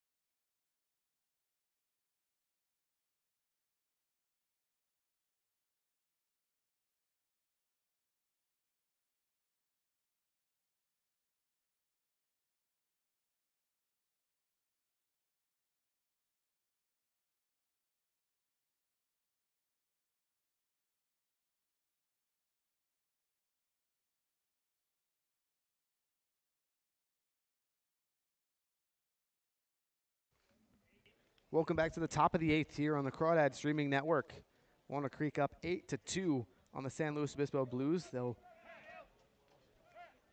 go up to bat once again here in the top half of the frame. Diego Murillo, the second baseman, up. One for 2 today, a walk and a single. Also flew out to right. And he'll face the new pitcher for for Walnut Creek. It's the former ASU man, Braden Barnes. Big lefty from Chandler, Arizona.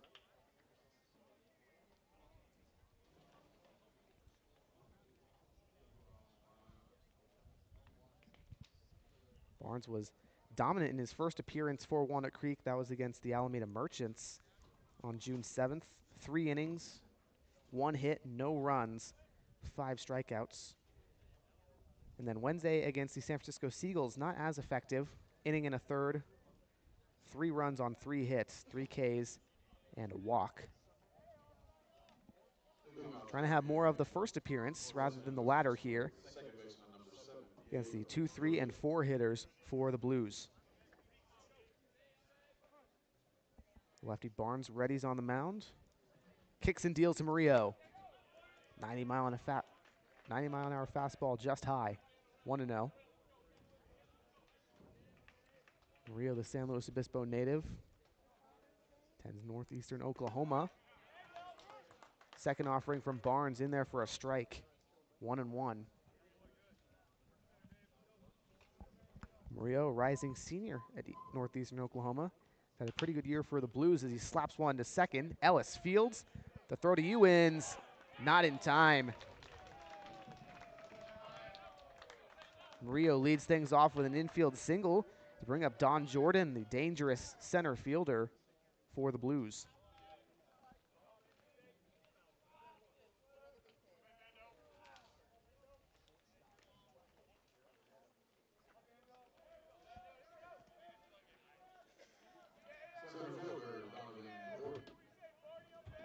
Jordan, the Texan Longhorn, readies. Barnes with a pickoff to first before the first pitch.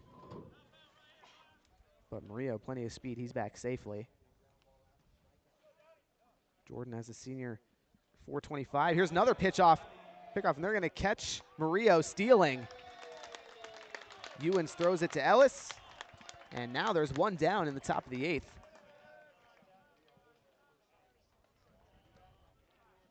Now Jordan working with no one on. Have to restart this Blues rally.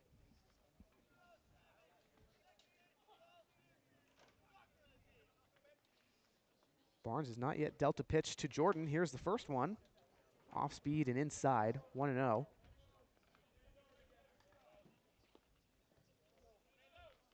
Jordan from Humble, Texas. Spent his high school career at Summer Creek. Takes a fastball high and in from Barnes, 2-0 count. Lefty struggled with his command early, Kasey. True point, but I mean, now with one out, no one on, I think you kind of wait for it. Swing and a miss on the 2-0. 91 mile an hour fastball up in the zone.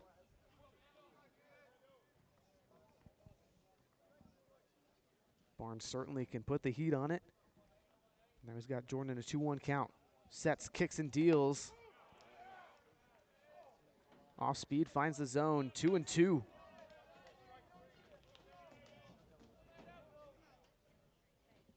Jordan, 2-time first team 6A All-State man in Texas. Swings and misses. Off speed, and Barnes gets him going. Quickly 2 down here for Mason Ashlock. Cleanup hitter for the Blues. San Luis Obispo still down 6 here on the top of the 8th. Got a lot of work to do. No wonder why the Crawdads go to Barnes, one of their better arms out of the pen. First pitch to Ashlock, finds the zone.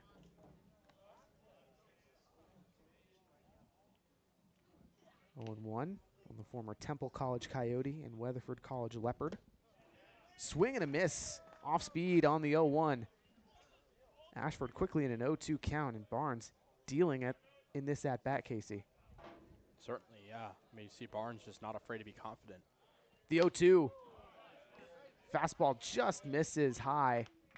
That one registered 92 miles an hour. Might be the fastest pitch we've seen this game. Either way, Barnes gets the call from Justice. Kicks and delivers the 1-2. Breaking ball way inside. Count evens, 2 apiece for Ashlock. Ashlock was going to head to Nebraska, but recently decommitted. As there's a 2-2 fastball, sits on the inner corner. Strike 3 looking. Braden Barnes sends the Blues down, and now we'll head to the bottom of the 8th to see if the Crawdads will extend this lead any further.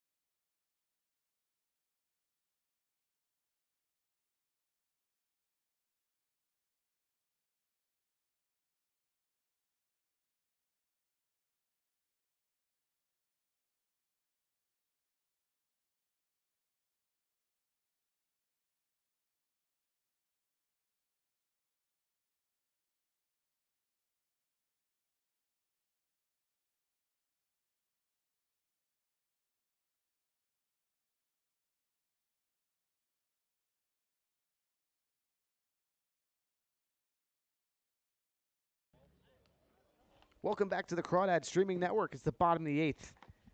And Walnut Creek leading 8-2 on the San Luis Obispo Blues. Lineup turns over for Trey Johnson, the center fielder. Trying to get aboard and perhaps add to the Crawdads' lead. Johnson 1 for 4 today. RBI single back in the 3rd, otherwise 2 strikeouts and a flyout. And a good table setter so far this year, Kasey. It's only been held hitless in 1 game. That was yesterday. New pitcher for the Blues, Cade O'Hara, previously the designated hitter, but now in to pitch. His first offering outside, 1-0. Johnson skies this one into the infield. Ardois under it and makes the snag. So O'Hara in his 3rd appearance on the mound for the Blues. 2 previous starts, 2.25 ERA and 4 innings pitched. 2 strikeouts, no walks, 4 hits allowed. Pitched against the Legends and the Stompers. And here's pinch hitter Chris Esquivel for Jared Medham. He slaps a pinch hit single into center field. So Esquivel, nice little bloop there.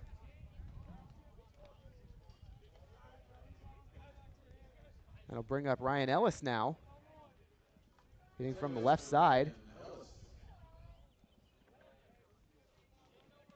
Looks like Medham's day is done, courtesy of Esquivel. Now Ellis with a man aboard and 1 down, trying to get some more damage across. O'Hara's first offering, fastball outside, 1-0. Ellis, the Peoria, Arizona native, playing for his 3rd season up here with the Walnut Creek Crawdads. Swings in, drives the 1-0 deep into right field. Going back and makes a snag. Ashlock was there. So a deep flyout. Ellis has got power. Has a couple career walk-off homers for the Crawdads in his previous seasons, but just misses one there. Either way, it's John Ewens, another guy with some big power here in the 4-hole. 2 down in the bottom of the 8th. Esquivel still on first.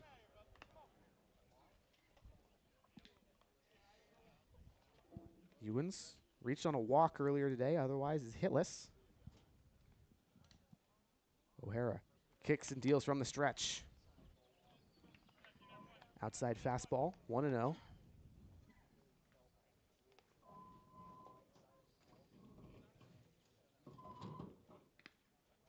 Big lefty Ewens waits in the box. The 1-0. Swinging a foul ball backwards on an 89-mile-an-hour fastball.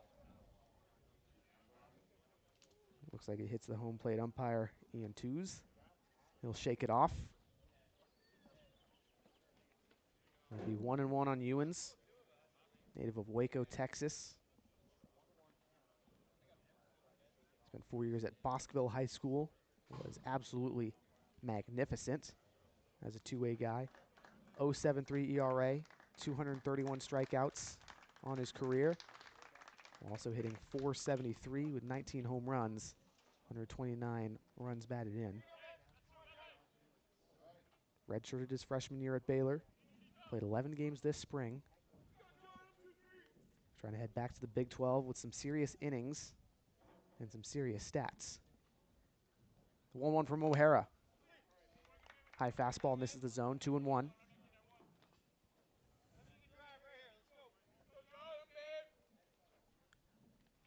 Ewens riding a 3-game hit streak. Trying to make that 4 here. The 2-1. Fastball low in the zone. It's outside, 3-1.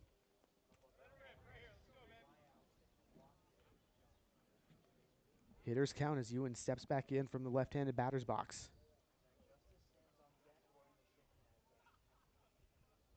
O'Hara winds and deals. Swinging a foul tip backwards. 2 straight fastballs from O'Hara. Count loads full on the 6'3 lefty.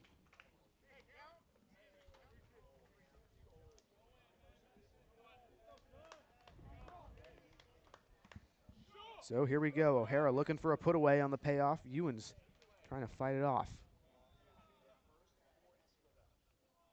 The 3-2 from O'Hara. Runner goes, swing and a miss. Ewens ends the inning with a swinging strikeout. We'll head to the top of the 9th. Crawdads trying to close this one out. We'll be right back after this.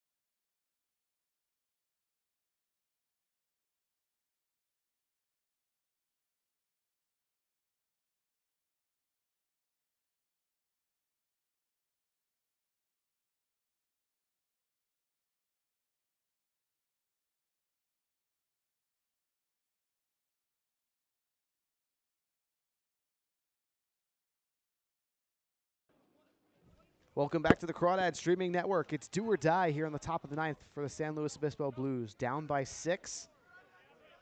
We'll start with 5, 6, 7. Gavin Smith, Nico Button, and Cade O'Hara, unless he gets pinch hit for. And Smith and co. will have their work cut out for them in Cam Krogan, the righty from Pepperdine for Walnut Creek. Came in yesterday in extra innings and was locked down. ERA of 0 through two games. First offering to Smith way outside, pass ball. So the Blues will start out on a 1-0 count. As the right field fans getting real rowdy. Crawdads trying to put this one away. 1-0 in there for a strike. Krogan clips the outer third on an 89-mile-an-hour fastball. Krogan 2 2/3 innings pitched, 3 strikeouts, no hits. Smith fouls one off down the third base side. 1-2.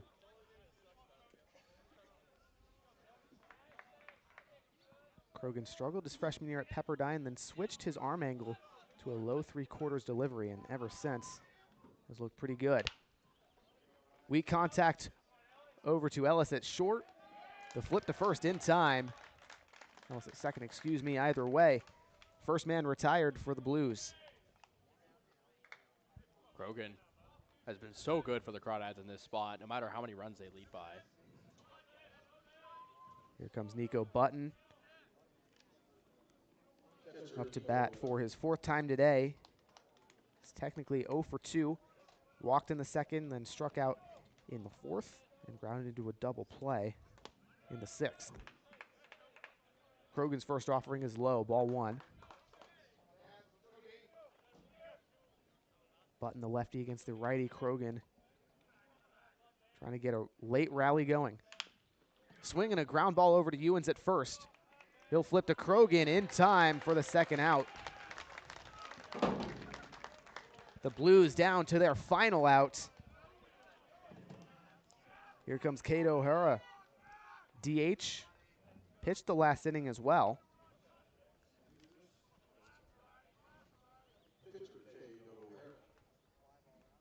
O'Hara previously 2 seasons with the Texas Longhorns. Now in the transfer portal, looking to come home to Southern California. Righty Krogan's first offering, 90-mile-an-hour fastball, clips the low away part of the zone. 0-1 on O'Hara. Krogan gets the call. Short kicks, deals, right back to Krogan, hits his ankle, picks up on the mound, the flip to Ewens in time. The Walnut Creek Crawdads sweep the San Luis Obispo Blues. 11-10 yesterday, 8-2 today. This one in just 9 innings. But either way, the Crawdads have won 6 straight, Casey, and they look fantastic. They look like the hottest team in the league. I mean, what we've seen so far, pure dominance. This is their lowest scoring game so far, and they still scored 8 runs. Absolutely. The offense is working. Today showed the pitching can be good too. Not that we really doubted. They just had to prove it. Either way, a magnificent game here in in Danville. We'll get 2 games off, Casey, 2 days before the next Walnut Creek Crawdads action. That'll be in San Bruno again as the Dads head in to face the San Francisco Seagulls on Tuesday, 6:05 start time. So we hope to see you there, folks. Casey, any final thoughts before we end this one? Thank you for tuning in, and I mean, roll Dads. Roll Dads, as they say. Either way, that'll do it, everybody. Have a wonderful evening, and we'll see you on Tuesday.